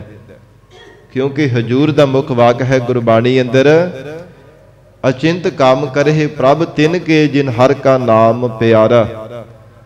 ਜਿਨ੍ਹਾਂ ਨੂੰ ਵਾਹਿਗੁਰੂ ਦਾ ਨਾਮ ਪਿਆਰਾ ਲੱਗਦਾ, ਪਿਆਰ ਵਿੱਚ ਭਿੱਜ ਕੇ ਪਰਮੇਸ਼ਰ ਦਾ ਯਾਦ ਵਿੱਚ ਜੁੜੇ ਰਹਿੰਦੇ ਨੇ, ਪਰਮੇਸ਼ਰ ਆਪ ਕਿਰਪਾ ਕਰਕੇ ਉਹਨਾਂ ਦੇ ਕਾਰਜਾਂ ਨੂੰ ਸਫਲ ਬਣਾ ਦੇਣਾ ਕਰਦਾ ਹੈ। ਸੰਤਾਂ ਕੇ ਕਾਰਜ ਆਪ ਖਲੋਇਆ, ਹਰ ਕੰਮ ਕਰਾਵਣ ਆਇਆ ਰਾਮ। ਤਰਤ ਸੁਹਾਵੀ ਤਾਲ ਸੁਹਾਵਾ, ਵਿੱਚ ਅੰਮ੍ਰਿਤ ਜਲ ਛਾਇਆ ਰਾਮ। ਸਾਧ ਸੰਗਤ ਜੀ, ਪਰਮੇਸ਼ਰ ਆਪ ਕਿਰਪਾ ਕਰਕੇ ਉਹਨਾਂ ਦੇ ਕਾਰਜ ਪੂਰੇ ਕਰਦਾ ਹੈ। ਦਾਸ ਆਪਣੇ ਕੀ ਰਾਖਹੁ ਲਾਜ। ਇਹ ਮਹਾਰਾਜ ਆਪਣੇ ਦਾਸ ਜਾਣ ਕਰਕੇ ਸਾਡੀ ਵੀ ਕਿਰਪਾ ਕਰਕੇ ਲਾਜ ਰੱਖ ਲਓ। ਸੱਚੇ ਪਾਤਸ਼ਾਹ ਜਿਹੜੇ ਤੁਹਾਡੇ ਦਾਸ ਬਣ ਜਾਂਦੇ ਹਨ, ਅੰਦਰ ਦੀ ਭਾਵਨਾ ਤੇ ਹਿਰਦੇ ਦਾ ਪਿਆਰ ਦੇਖ ਕਰਕੇ ਉਹਨਾਂ ਦੀ ਸਭ ਥਾਵਾਂ ਤੇ ਆਪ ਜੀ ਲੱਜਿਆ ਰੱਖਦੇ ਹੋ। ਗਰੀਬ ਨਵਾਜ ਸਾਡੀ ਵੀ ਕਿਰਪਾ ਕਰਕੇ ਪਤ ਇੱਜ਼ਤ ਰੱਖ ਲੈਣਾ ਕਰੋ। ਜੀਵਨ ਕਾਲ ਦੌਰਾਨ ਵੀ ਮਹਾਰਾਜ ਸਾਡੀ ਇੱਜ਼ਤ ਬਰਕਰਾਰ ਰਹਿਣਾ ਕਰੇ। ਸੱਚੇ ਪਾਤਸ਼ਾਹ ਜ਼ਿੰਦਗੀ ਵਿੱਚ ਕੋਈ ਦਾਗ ਨਾ ਲੱਗ ਜਾਵੇ। ਮਹਾਰਾਜ ਮਾੜੀ ਸੰਗਤ ਤੋਂ, ਮਾੜੇ ਅਵਗੁਣਾ ਤੋਂ ਸੱਚੇ ਪਾਤਸ਼ਾਹ ਆਪ ਕਿਰਪਾ ਕਰਕੇ ਬਚਾ ਕੇ ਰੱਖੋ। ਮਹਾਰਾਜ ਕਹਿੰਦੇ ਦਾਸ ਆਪਣੇ ਕੀ ਰਾਖਹੁ ਲਾਜ। हे ਗੁਰਸਿੱਖਿਓ, ਬੇਨਤੀਆਂ ਕਰੋ ਪਰਮਾਤਮਾ ਦੇ ਚਰਨਾਂ ਵਿੱਚ। हे ਪ੍ਰਮਾਤਮਾ, ਆਪਣੇ ਦਾਸ ਜਾਣ ਕਰਕੇ, ਆਪਣੇ ਸੇਵਕ ਜਾਣ ਕੇ ਮਹਾਰਾਜ ਸਾਡੀ ਪਤ ਇੱਜ਼ਤ ਰੱਖ ਲੈਣਾ ਕਰੋ ਜੀ। ਤੇਰੀ ਸਰਣ ਪੂਰਨ ਦਇਆਲਾ। हे ਪਰਿਪੂਰਵਕ ਦਇਆ ਦੇ ਕਰ ਪ੍ਰਮਾਤਮਾ ਜੀ, ਆਪ ਜੀ ਦੀ ਸ਼ਰਨ ਵਿੱਚ ਮਹਾਰਾਜ ਅਸੀਂ ਆਏ ਹਾਂ। ਤੁਝ ਬਿਨ ਕਵਨ ਕਰੇ ਪ੍ਰਤਪਾਲਾ। ਸੱਚੇ ਪਾਤਸ਼ਾਹ ਕਹਿੰਦੇ ਹਨ, ਗੁਰਸਿੱਖੋ ਬੇਨਤੀ ਕਰੋ ਪ੍ਰਮਾਤਮਾ ਦੇ ਚਰਨਾਂ ਵਿੱਚ। ਮਹਾਰਾਜ ਤੁਹਾਡੇ ਤੋਂ ਬਿਨਾਂ ਕੌਣ ਹੈ ਜਿਹੜਾ ਸਾਡੀ ਪ੍ਰਤਪਾਲਣਾ ਕਰਨ ਵਾਲਾ ਹੈ, ਸਾਡੀ ਪਰਵਰਿਸ਼ ਕਰਨ ਵਾਲਾ ਹੈ, ਸਾਡੀ ਰੱਖਿਆ ਕਰਨ ਵਾਲਾ ਹੈ? ਕੋਈ ਨਹੀਂ ਮਹਾਰਾਜ ਤੁਹਾਡੇ ਤੋਂ ਬਿਨਾਂ। ਆਪ ਕਿਰਪਾ ਕਰੋ, ਤੁਹਾਡੀ ਸ਼ਰਨ ਵਿੱਚ ਆਏ ਸੱਚੇ ਪਾਤਸ਼ਾਹ, ਸਾਡੀ ਪਤ ਇੱਜ਼ਤ ਰੱਖ ਲੈਣਾ ਕਰੋ। ਆਪਣੇ ਚਰਨਾਂ ਦੇ ਨਾਲ ਮਹਾਰਾਜ ਸਾਨੂੰ ਜੋੜ ਕੇ ਰੱਖ ਲਓ, ਕਿਉਂਕਿ ਤੁਝ ਬਿਨ ਕਵਨ ਕਰਹਿ ਪ੍ਰਤਪਾਲਾ। ਜੇ ਮਹਾਰਾਜ ਤੁਹਾਡੇ ਤੋਂ ਬਿਨਾਂ ਕੋਈ ਹੋਵੇ ਰੱਖਿਆ ਕਰਨ ਵਾਲਾ, ਪਰਵਰਿਸ਼ ਕਰਨੇ ਵਾਲਾ, ਤੇ ਫਿਰ ਉਹਦੇ ਅੱਗੇ ਜਾ ਕੇ ਮਹਾਰਾਜ ਅਸੀਂ ਫਰਿਆਦ ਕਰੀਏ, ਉਹਦੇ ਅੱਗੇ ਜਾ ਕਰਕੇ ਨੱਕ ਰਗੜੀਏ, ਉਹਦੇ ਚਰਨਾਂ ਤੇ ਜਾ ਕਰਕੇ ਸੀਸ ਝੁਕਾਈਏ। ਪਰ ਸਤਿਗੁਰੂ ਜੀ, ਤੁਹਾਡੇ ਤੋਂ ਬਿਨਾਂ ਕੋਈ ਨਹੀਂ ਸਾਡੀ ਰੱਖਿਆ ਕਰਨ ਵਾਲਾ। ਆਪ ਜੀ ਤੋਂ ਬਿਨਾਂ ਕੋਈ ਨਹੀਂ ਮਹਾਰਾਜ ਸਾਡੀ ਬਾਹ ਫੜਨ ਵਾਲਾ। ਇਸ ਕਰਕੇ ਸੱਚੇ ਪਾਤਸ਼ਾਹ ਤੁਹਾਡੀ ਸ਼ਰਨ ਵਿੱਚ ਮਨ ਬਾਣੀ ਸਰੀਰ ਕਰਕੇ ਮਹਾਰਾਜ ਅਸੀਂ ਆ ਗਏ ਹਾਂ। ਕਿਰਪਾ ਕਰ ਮਹਾਰਾਜ, ਆਪ ਸਾਡੀ ਰੱਖਿਆ ਕਰੋ। ਲੋਕ ਪਰਲੋਕ ਦੇ ਆਪ ਮਹਾਰਾਜ ਰਖਵਾਲੇ ਹੋ। ਰਹਾਉ ਵਿਸਰਾਮ ਦੇ ਕੇ ਹਜੂਰ ਫਰਮਾਉਂਦੇ ਹਨ, ਜਾਲ ਥਲ ਮਹੀਲ ਰਹਿਆ ਭਰਪੂਰ। ਸਿੱਖਾਂ ਨੇ ਬੇਨਤੀ ਕੀਤੀ, ਮਹਾਰਾਜ ਕੀ ਉਹ ਤਮਾਮ ਸੰਸਾਰ ਦੇ ਜੀਵਾਂ ਵਿੱਚ ਹੀ ਵਰਤਦਾ ਹੈ? ਮਹਾਰਾਜ ਕਹਿੰਦੇ ਨਹੀਂ, ਜਿੱਥੇ ਵੀ ਦੇਖ ਲੋ ਉੱਥੇ ਪ੍ਰਮਾਤਮਾ ਹੀ ਵਰਤਦਾ ਹੈ। ਭਾਵੇਂ ਪਾਣੀ ਹੈ, ਚਾਹੇ ਖੁਸ਼ਕ ਇਲਾਕੇ ਹੈ, ਧਰਤੀ ਹੈ, ਚਾਹੇ ਆਸਮਾਨ ਹੈ, ਸਭ ਥਾਵਾਂ ਤੇ ਮਹਾਰਾਜ ਕਹਿੰਦੇ ਪਰਮੇਸ਼ਰ ਆਪ ਹੀ ਵਰਤਦਾ ਹੈ। ਨਿਕਟ ਵਸੈ ਨਾਹੀ ਪ੍ਰਭ ਦੂਰ। ਉਹ ਪ੍ਰਮਾਤਮਾ ਨੂੰ ਨੇੜੇ ਤੋਂ ਨੇੜੇ ਜਾਣਨਾ ਕਰੋ ਕਿ ਪ੍ਰਮਾਤਮਾ ਤੂੰ ਸਾਡੇ ਤੋਂ ਦੂਰ ਨਹੀਂ ਹੈ। ਐਸਾ ਨਿਸ਼ਚਾ ਮਹਾਰਾਜ ਕਹਿੰਦੇ ਆਪਣੇ ਹਿਰਦੇ ਵਿੱਚ ਧਾਰਨ ਕਰੋ। ਨਿਕਟ ਵਸੈ ਨਾਹੀ ਪ੍ਰਭ ਦੂਰ, ਪ੍ਰਮਾਤਮਾ ਸਾਡੇ ਤੋਂ ਦੂਰ ਨਹੀਂ ਹੈ। ਏਦਾਂ ਦੀ ਮਨ ਵਿੱਚ ਭਾਵਨਾ ਔਰ ਨਿਸ਼ਚਾ ਧਾਰਨ ਕਰੋ। ਸੱਚੇ ਪਾਤਸ਼ਾਹ ਕਹਿੰਦੇ ਜਿਹੜਾ ਜਲ ਥਲ ਮਹੀਲ ਰਹਿਆ ਭਰਪੂਰ। ਫਿਰ ਜਲ ਦੀ ਤਰ੍ਹਾਂ ਜਿਨ੍ਹਾਂ ਦੇ ਹਿਰਦੇ ਅੰਦਰ ਪ੍ਰੇਮ ਰੂਪੀ ਜਲ, ਉਹਨਾਂ ਵਿੱਚ ਵੀ ਪ੍ਰਮਾਤਮਾ ਤੁਹਾਨੂੰ ਨਜ਼ਰ ਆਵੇਗਾ। ਜਿਹੜੇ ਖੁਸ਼ਕ ਸੁਭਾਅ ਦੇ ਜੀਵ ਹੈ ਉਹਨਾਂ ਵਿੱਚ ਵੀ ਮਹਾਰਾਜ ਕਹਿੰਦੇ ਪ੍ਰਮਾਤਮਾ ਦਿਸੇਗਾ। ਮਹੀ ਧਰਤੀ ਦੀ ਤਰ੍ਹਾਂ ਧੀਰਜਵਾਨ ਜਿਹੜੇ ਸੰਸਾਰ ਦੇ ਜੀਵ, ਉਹਨਾਂ ਦੇ ਵਿੱਚ ਵੀ ਰੱਬ ਨਜ਼ਰ ਆਵੇਗਾ। ਅਲ ਆਕਾਸ਼ ਦੀ ਤਰ੍ਹਾਂ ਜਿਹੜੇ ਬ੍ਰਹਮ ਗਿਆਨ ਅਵਸਥਾ ਵਾਲੇ ਹੈ, ਚਿਦ ਆਕਾਸ਼ ਬ੍ਰਹਮ ਬੇਤੇ ਨੇ, ਉਹਨਾਂ ਵਿੱਚ ਵੀ ਮਹਾਰਾਜ ਕਹਿੰਦੇ ਰੱਬ ਦਿਸੇਗਾ। ਜੇ ਮਹਾਰਾਜ ਕਹਿੰਦੇ ਮਨ ਵਿੱਚ ਨਿਸ਼ਚਾ ਹੋ ਜਾਵੇ, ਭਰੋਸਾ ਬਣ ਜਾਵੇ, ਨਿਕਟ ਵਸੈ ਨਾਹੀ ਪ੍ਰਭ ਦੂਰ, ਪ੍ਰਮਾਤਮਾ ਸਾਡੇ ਨੇੜੇ ਤੋਂ ਨੇੜੇ ਵਸਦਾ, ਕਦੇ ਸਾਡੇ ਤੋਂ ਦੂਰ ਜਾਣ ਵਾਲਾ ਨਹੀਂ ਹੈ। ਲੋਕ ਪਤਿਆਰੈ ਕਛੂ ਨ ਪਾਈਐ। ਸੱਚੇ ਪਾਤਸ਼ਾਹ ਮਹਾਰਾਜ ਕਹਿੰਦੇ ਸੰਸਾਰ ਦੇ ਲੋਕ ਕੋਈ ਕਿਸੇ ਦੀ ਖੁਸ਼ਾਮਦ ਕਰਦਾ ਰਹਿੰਦਾ, ਕੋਈ ਕਿਸੇ ਦੇ ਗੁਣ ਗਾਉਣ ਦੇ ਵਿੱਚ ਲੱਗਾ ਰਹਿੰਦਾ, ਪਰ ਲੋਕਾਂ ਨੂੰ ਪਤਿਆਉਣ ਦੇ ਨਾਲ ਕਦੇ ਰੱਬ ਨੂੰ ਨਹੀਂ ਪਾਇਆ ਜਾ ਸਕਦਾ। ਸੰਸਾਰ ਨੂੰ ਖੁਸ਼ ਕਰਨ ਦੇ ਨਾਲ ਕਦੇ ਪਰਮਾਤਮਾ ਦੀ ਨਹੀਂ ਪ੍ਰਾਪਤੀ ਕੀਤੀ ਜਾ ਸਕਦੀ। ਸੰਗਤ ਜੀ, ਜੇ ਦੇਖਿਆ ਜਾਵੇ ਤੇ ਸੰਸਾਰ ਦੇ ਜੀਵਾਂ ਨੂੰ ਪੂਰੀ ਤਰ੍ਹਾਂ ਖੁਸ਼ ਵੀ ਨਹੀਂ ਕੀਤਾ ਜਾ ਸਕਦਾ। ਲੋਕ ਕਿੰਨਾ ਕੁ ਸਮਾਂ ਖੁਸ਼ ਹੁੰਦੇ ਜਿੰਨਾ ਚਿਰ ਉਹਨਾਂ ਨੂੰ ਕੁਝ ਸਾਧ ਸੰਗਤ ਜੀ ਮਤਲਬ ਹੁੰਦਾ ਹੈ, ਕੁਝ ਮਿਲਦਾ ਰਹਿੰਦਾ ਹੈ, ਕੁਝ ਮਾਇਆ ਦੇ ਸੁੱਖ ਪ੍ਰਾਪਤ ਹੁੰਦੇ ਰਹਿੰਦੇ, ਉਹਨਾਂ ਚਿਰ ਸਾਧ ਸੰਗਤ ਜੀ ਜੀਵਾਂ ਨੂੰ ਪ੍ਰਸੰਨ ਕੀਤਾ ਜਾ ਸਕਦਾ ਹੈ। ਪਰ ਮਹਾਰਾਜ ਸੱਚੇ ਪਾਤਸ਼ਾਹ ਕਹਿੰਦੇ ਹਨ ਇਹ ਸੰਸਾਰ ਦੀ ਪ੍ਰਸੰਨਤਾ, ਸੰਸਾਰ ਨੂੰ ਪਤਿਆਉਣ ਦੇ ਨਾਲ ਕਦੇ ਨਹੀਂ ਕਿਸੇ ਨੇ ਪਰਮਾਤਮਾ ਨੂੰ ਪਾਇਆ। ਅਕਾਲ ਪੁਰਖ ਵਾਹਿਗੁਰੂ ਜੀ ਨੂੰ ਉਹਨਾਂ ਨੇ ਪਾਇਆ ਜਿਹੜੇ ਸੰਸਾਰ ਤੋਂ ਉਪਰਾਮ ਹੋ ਕਰਕੇ ਰਹਿੰਦੇ ਹੈ। ਜਿਨ੍ਹਾਂ ਨੇ ਚਿੱਤ ਬਿਰਤੀ ਨੂੰ ਸੰਸਾਰ ਤੋਂ ਉਪਰਾਮ ਕਰਕੇ ਸੰਸਾਰਾਕਾਰ ਛੱਡ ਕੇ ਬ੍ਰਹਮਾਕਾਰ ਬਣਾ ਕਰਕੇ ਜੀਵਨ ਨਿਰਵਾਹ ਕੀਤਾ, ਉਹਨਾਂ ਨੇ ਪਰਮਾਤਮਾ ਨੂੰ ਪਾਇਆ। ਜਿਨ੍ਹਾਂ ਨੇ ਸੰਸਾਰ ਦੀ ਕਾਨ ਕਨੌਜ ਛੱਡ ਕੇ, ਲੋਕ ਲੱਜਾ ਛੱਡ ਕੇ ਕੇਵਲ ਪਰਮਾਤਮਾ ਦਾ ਪਿਆਰ ਆਪਣੇ ਹਿਰਦੇ ਵਿੱਚ ਧਾਰਨ ਕੀਤਾ ਹੈ। ਸੰਸਾਰ ਦੇ ਲੋਕਾਂ ਨੇ ਭਾਵੇਂ ਉਹਨਾਂ ਨੂੰ ਬਹੁਤ ਤਾਨੇ ਮਿਹਣੇ ਮਾਰਨਾ ਕੀਤੇ ਹੈ, ਪਰ ਸੱਚੇ ਪਾਤਸ਼ਾਹ ਮਹਾਰਾਜ ਕਹਿੰਦੇ ਪਰਮਾਤਮਾ ਦਾ ਪਿਆਰ, ਰੱਬ ਦਾ ਪੱਲਾ ਨਹੀਂ ਕਦੇ ਉਹਨਾਂ ਨੇ ਛੱਡਿਆ। ਸੰਸਾਰ ਦੇ ਲੋਕ ਬਹੁਤ ਸਾਧ ਸੰਗਤ ਜੀ ਬੰਦਗੀ ਕਰਨ ਵਾਲਿਆਂ ਨੂੰ ਗੱਲਾਂ ਕਰਦੇ, ਬੜੇ ਤਾਨੇ ਮਾਰਦੇ ਐ, ਪਰ ਉਹ ਆਪਣਾ ਜੀਵਨ ਦਾ ਜਿਹੜਾ ਮੇਨ ਲਕਸ਼ ਹੁੰਦਾ ਉਹਨੇ ਕਦੇ ਵੀ ਛੱਡਣਾ ਕਰਦੇ। ਜ਼ਿੰਦਗੀ ਵਿੱਚ ਪਰਮਾਤਮਾ ਦਾ ਪਿਆਰ ਤੇ ਰੱਬੀ ਯਾਦ ਵਿੱਚ ਜੁੜਨਾ ਕਦੇ ਨਹੀਂ ਜੀਵਨ ਤੋਂ ਤਿਆਗਦੇ, ਪਿਆਰ ਵਿੱਚ ਭਿੱਜ ਕੇ ਪਰਮੇਸ਼ਰ ਨੂੰ ਯਾਦ ਕਰਦੇ ਰਹਿੰਦੇ ਹਨ। ਸਤਿਗੁਰੂ ਅਰਜਨ ਦੇਵ ਸਾਹਿਬ ਮਹਾਰਾਜ ਹਜੂਰ ਕਹਿੰਦੇ ਲੋਕ ਪਤਿਆਰੈ ਕਛੂ ਨਾ ਪਾਈਐ। ਮਹਾਰਾਜ ਕਹਿੰਦੇ ਲੋਕਾਂ ਨੂੰ ਪਤਿਆਉਣ ਦੇ ਨਾਲ, ਸੰਸਾਰ ਦੇ ਜੀਵਾਂ ਨੂੰ ਖੁਸ਼ ਕਰਨ ਦੇ ਨਾਲ ਨਹੀਂ ਕਦੇ ਵੀ ਪਰਮੇਸ਼ਰ ਨੂੰ ਪਾਇਆ ਜਾ ਸਕਦਾ। ਸਾਚ ਲੱਗੈ ਤਾਂ ਹਉਮੈ ਜਾਈਐ। ਸੱਚੇ ਪਾਤਸ਼ਾਹ ਕਹਿੰਦੇ ਜੇ ਸੱਚੇ ਨਾਮ ਦੇ ਨਾਲ ਲੱਗਿਆ ਜਾਵੇ ਨਾ, ਸੱਚ ਸਰੂਪ ਦਾ ਪੱਲਾ ਫੜਿਆ ਜਾਵੇ ਤਾਂ ਜੀਵ ਦੀ ਹਉਮੈ ਜਾਂਦੀ ਹੈ, ਸਰੀਰ ਦੀ ਹੰਗਤਾ ਤੇ ਪਦਾਰਥਾਂ ਦੀ ਮਮਤਾ ਜਾਂਦੀ ਹੈ। ਮਹਾਰਾਜ ਕਹਿੰਦੇ ਹਉਮੈ ਦੂਰ ਹੋਣੇ ਕਰਕੇ ਹੀ ਪਰਮੇਸ਼ਰ ਮਿਲਦਾ ਹੈ। ਜਿਸਨੋ ਲਾਏ ਲਏ ਸੋ ਲਾਗੈ। ਜਿਸ ਪ੍ਰਮਾਤਮਾ ਨੇ ਜੀਵਾਂ ਨੂੰ ਆਪਣੇ ਚਰਨਾਂ ਦੇ ਨਾਲ ਲਾ ਲਿਆ ਹੈ, ਲਾਗੈ ਉਹੀ ਮਹਾਰਾਜ ਕਹਿੰਦੇ ਲੱਗੇ ਹੈ। ਤੇ ਜਿਨ੍ਹਾਂ ਨੂੰ ਪ੍ਰਮਾਤਮਾ ਨੇ ਵਿਛੋੜਨਾ ਚਾਹਿਆ, ਐਸੀ ਮੱਤ ਤੇ ਭਰਮ ਦਾ ਪਰਦਾ ਪਾ ਦਿੱਤਾ ਹੈ, ਉਹ ਰੱਬ ਨੂੰ ਚੇਤੇ ਵੀ ਨਹੀਂ ਕਦੇ ਕਰਦੇ, ਕਦੇ ਨਹੀਂ ਰੱਬ ਨੂੰ ਯਾਦ ਕਰਦੇ। ਐਸਾ ਪ੍ਰਮਾਤਮਾ ਨੇ ਆਪਣੇ ਸਰੂਪ ਤੋਂ ਤਿੰਨਾਂ ਨੂੰ ਵਿਛੋੜ ਕਰਕੇ ਰੱਖਿਆ। ਉਹਨਾਂ ਮਨਮੁਖ ਤੇ ਸਾਖਤ ਪੁਰਸ਼ਾਂ ਨੂੰ ਜਿਹੜੇ ਮਾਇਆ ਦੀ ਸ਼ਕਤੀ ਦੇ ਹਰ ਸਮੇਂ ਉਪਾਸ਼ਕ ਬਣੇ ਰਹਿੰਦੇ ਹਨ। ਗਿਆਨ ਰਤਨ ਅੰਤਰ ਤਿਸ ਜਾਗੈ। ਮਹਾਰਾਜ ਕਹਿੰਦੇ ਉਹਨਾਂ ਦੇ ਹਿਰਦੇ ਅੰਦਰ ਗਿਆਨ ਰੂਪੀ ਰਤਨ ਜਾਗਰਤ ਹੋ ਗਿਆ, ਜਿਨ੍ਹਾਂ ਨੂੰ ਪ੍ਰਮਾਤਮਾ ਨੇ ਆਪਣੇ ਸ਼ਰਨ ਰੂਪ ਪੱਲੇ ਦੇ ਨਾਲ ਲਗਾ ਲੈਣਾ ਕੀਤਾ, ਆਪਣੀ ਯਾਦ ਵਿੱਚ ਜੁੜਨਾ ਜਿਨ੍ਹਾਂ ਨੂੰ ਸਿਖਾ ਦਿੱਤਾ ਹੈ। ਸਤਿਗੁਰੂ ਜੀ ਆਖ ਰਹੇ ਹਨ ਗਿਆਨ ਰਤਨ ਅੰਤਰ ਤਿਸ ਜਾਗੈ। ਉਹਨਾਂ ਦੇ ਹਿਰਦੇ ਰੂਪ ਘਰ ਦੇ ਅੰਦਰ ਗਿਆਨ ਰੂਪੀ ਰਤਨ ਅਥਵਾ ਗਿਆਨ ਰੂਪੀ ਦੀਵਾ ਸੱਚੇ ਪਾਤਸ਼ਾਹ ਕਹਿੰਦੇ ਪ੍ਰਚੰਡ ਹੋ ਜਾਣਾ ਕੀਤਾ।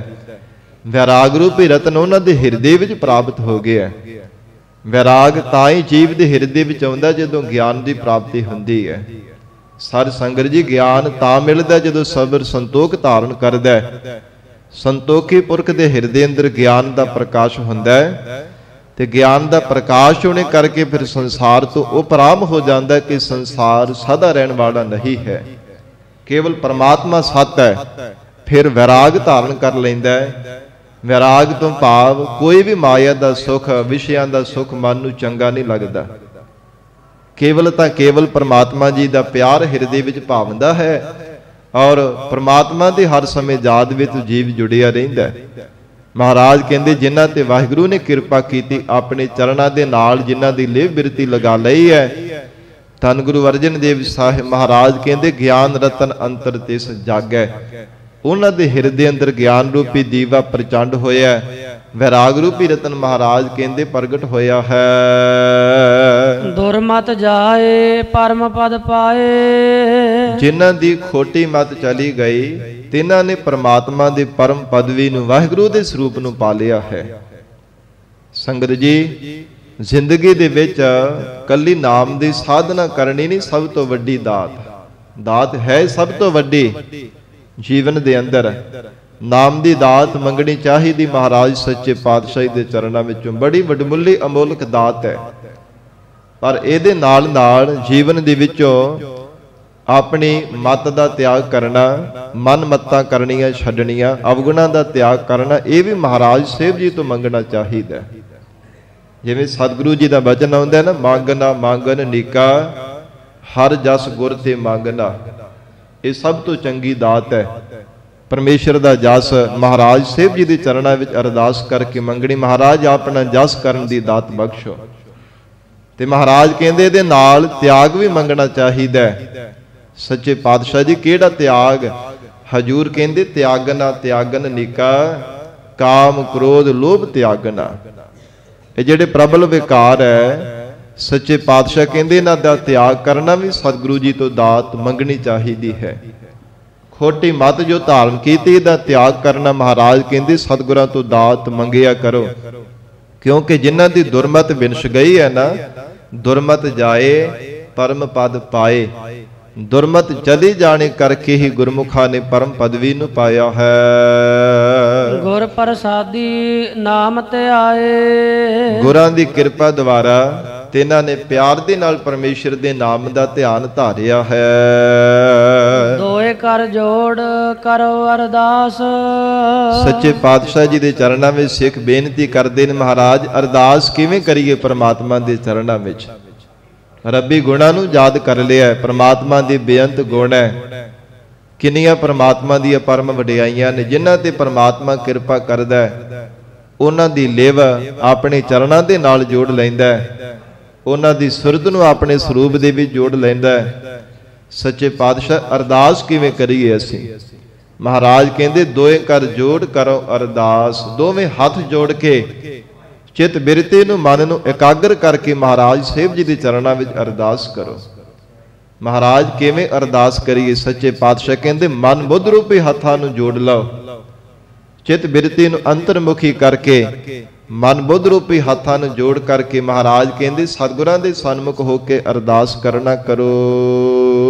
ਤੁਧ ਭਾਵੈ ਤਾ ਆਨ ਹੈ ਰਾਸ। हे ਮਹਾਰਾਜ, ਤੁਧ ਜੇ ਆਪ ਜੀ ਨੂੰ ਭਾ ਜਾਵੇ ਨਾ ਸੱਚੇ ਪਾਤਸ਼ਾਹ, ਤੇ ਸਾਡੀ ਕੀਤੀ ਅਰਦਾਸ ਰਾਸ ਹੋ ਜਾਵੇ। ਮਹਾਰਾਜ ਸਫਲੀ ਹੋ ਜਾਣਾ ਕਰੇ। ਗਰੀਬ ਨਵਾਜ ਜੇ ਆਪ ਜੀ ਨੂੰ ਭਾ ਜਾਵੇ ਤਾਂ, ਅਥਵਾ ਜਿਨ੍ਹਾਂ ਦੀ ਭਾਵਨਾ ਸੱਚੇ ਪਾਤਸ਼ਾਹ ਜੀ ਨੂੰ ਭਾ ਜਾਂਦੀ ਹੈ, ਉਹਨਾਂ ਦੀ ਕੀਤੀ ਹੋਈ ਅਰਦਾਸ ਕਦੇ ਵਿਅਰਥ ਨਹੀਂ ਜਾਣਾ ਕਰਦੀ।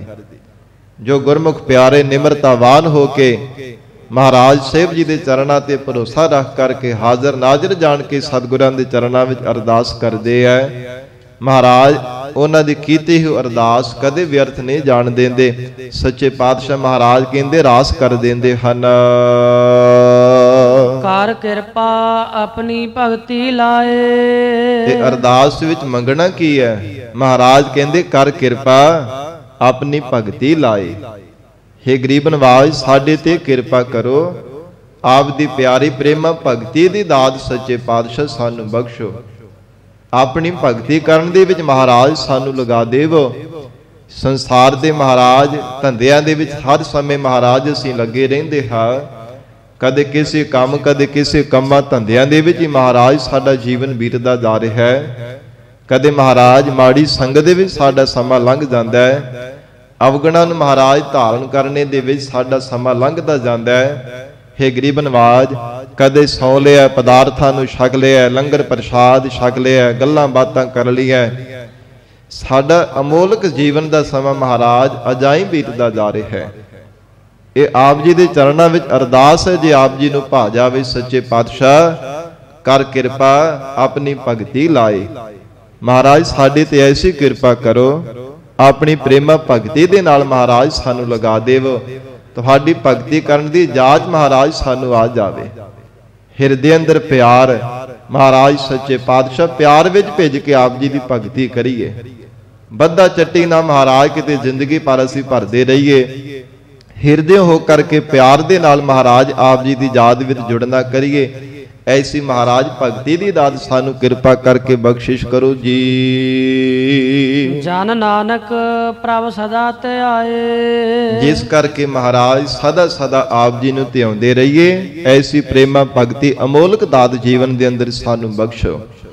ਗੁਰਮੁਖ ਪਿਆਰੇ ਮਹਾਰਾਜ ਸੇਵ ਜੀ ਦੇ ਸਨਮੁਖ ਹੋ ਕਰਕੇ ਸ਼ਰਧਾ ਦੀ ਝੋਲੀ ਅੱਡ ਕਰਕੇ ਬੇਨਤੀਆਂ ਕਰਦੇ ਨੇ। ਗਰੀਬ ਨਵਾਜ ਸੱਚੇ ਪਾਤਸ਼ਾਹ ਮਹਾਰਾਜ ਸਾਡੀ ਝੋਲੀ ਵਿੱਚ ਨਾਮ ਦਾ ਦਾਨ ਪਾ ਦੇਣਾ ਕਰੋ। ਜਾਚਕ ਜਨ ਜਾਚੈ ਪ੍ਰਭ ਦਾਨ ਕਰ ਕਿਰਪਾ ਦੇਵਹੁ ਹਰ ਨਾਮ। ਮਹਾਰਾਜ ਕਿਰਪਾ ਕਰਕੇ ਸਾਨੂੰ ਨਾਮ ਦਾ ਦਾਨ ਆਪ ਕਿਰਪਾ ਕਰਕੇ ਬਖਸ਼ਿਸ਼ ਕਰ ਦੇਵ। ਵਿਸਰ ਨਾਹੀ ਦਾਤਾਰ ਆਪਣਾ ਨਾਮ ਦੇਹੋ। ਗੁਣ ਗਾਵਾਂ ਦਿਨ ਰਾਤ ਨਾਨਕ ਚਾਓ ਇਹੋ। ਰਾਤ ਵੀ ਦਿਨੇ ਵੀ ਮਹਾਰਾਜ ਸਾਡੇ ਮਨ ਵਿੱਚ ਚਾਓ ਬਣਿਆ ਰਹੇ। ਕਦੇ ਮਹਾਰਾਜ ਸੱਚੇ ਪਾਤਸ਼ਾਹ ਜੀ ਉਤਸ਼ਾਹ ਹਟੇ ਨਾ ਤੁਹਾਡੇ ਨਾਮ ਜਪਣੇ ਦਾ, ਸੰਗਤ ਕਰਨੇ ਦਾ, ਸੇਵਾ ਸਿਮਰਨ ਕਰਨੇ ਦਾ ਉਤਸ਼ਾਹ ਸਾਡੇ ਹਿਰਦੇ ਅੰਦਰ ਹਰ ਸਮੇਂ ਬਰਕਰਾਰ ਹੋ ਕਰਕੇ ਰਹਿਣਾ ਕਰੇ। ਕਦੇ ਮਹਾਰਾਜ ਸਾਡੇ ਮਨ ਵਿੱਚ ਆਲਸ ਨਾ ਪਵੇ। ਹੇ ਗਰੀਬ ਨਵਾਜ ਆਪ ਜੀ ਦੇ ਚਰਨਾਂ ਵਿੱਚ ਸਾਡੀ ਅਰਦਾਸ ਹੈ। ਜੇ ਆਪ ਜੀ ਨੂੰ ਭਾ ਜਾਵੇ ਮਹਾਰਾਜ ਕਿਰਪਾ ਕਰਕੇ ਸਾਨੂੰ ਪ੍ਰੇਮਾ ਭਗਤੀ ਦੀ ਦਾਤ ਦੇ ਕਰਕੇ ਆਪਣੇ ਚਰਨਾਂ ਦੇ ਨਾਲ ਜੋੜ ਕਰਕੇ ਰੱਖਣਾ ਕਰੋ। ਜਿਸ ਕਰਕੇ ਮਨ ਬਾਣੀ ਸਰੀਰ ਕਰਕੇ ਆਪ ਜੀ ਨੂੰ ਸਦਾ ਵਾਸਤੇ ਧਿਆਉਂਦੇ ਰਹੀਏ। ਸੱਚੇ ਪਾਤਸ਼ਾਹ ਜੀ ਮਿਹਰ ਕਰਨ ਪਾਵਨ ਉਪਦੇਸ਼ ਸਾਡੇ ਹਿਰਦਿਆਂ ਵਿੱਚ ਵਸ ਜਾਵੇ। ਸਤਿਗੁਰੂ ਜੀ ਦੇ ਬਚਨਾਂ ਨੂੰ ਕਮਾ ਕੇ ਜੀਵਨ ਦੀ ਸਫਲਤਾ ਬਣਾ ਸਕੀਏ। ਗੁਰਬਾਣੀ ਦੀ ਵਿਚਾਰ ਕਰਦਿਆਂ ਤੋਂ ਹੋਈਆਂ ਬੇਅੰਤ ਭੁੱਲਾਂ ਦੀ ਖਿਮਾ ਧੰਨ ਸ੍ਰੀ ਗੁਰੂ ਗ੍ਰੰਥ ਸਾਹਿਬ ਜੀ ਮਹਾਰਾਜ ਆਪ ਸੰਗਤ ਬਖਸ਼ਣਹਾਰ ਹੋ। ਅਗਾਹ ਵਾਸਤੇ ਅਸੀਸ ਪਿਆਰ ਬਖਸ਼ਿਸ਼ ਕਰਨਾ ਜੀ। ਦੇਹੋ ਸੱਜਣ ਅਸੀਸੜੀਆ ਜਿਉ ਹੋਵੈ ਸਾਹਿਬ ਸਿਓ ਮੇਲ। ਕਰ ਕਿਰਪਾ ਆਪਣੀ ਭਗਤੀ ਲਾਏ। ਜਨ ਨਾਨਕ ਪ੍ਰਭ ਸਦਾ ਧਿਆਏ। ਵਾਹਿਗੁਰੂ ਜੀ ਕਾ ਖਾਲਸਾ ਵਾਹਿਗੁਰੂ ਜੀ ਕੀ ਫਤਿਹ।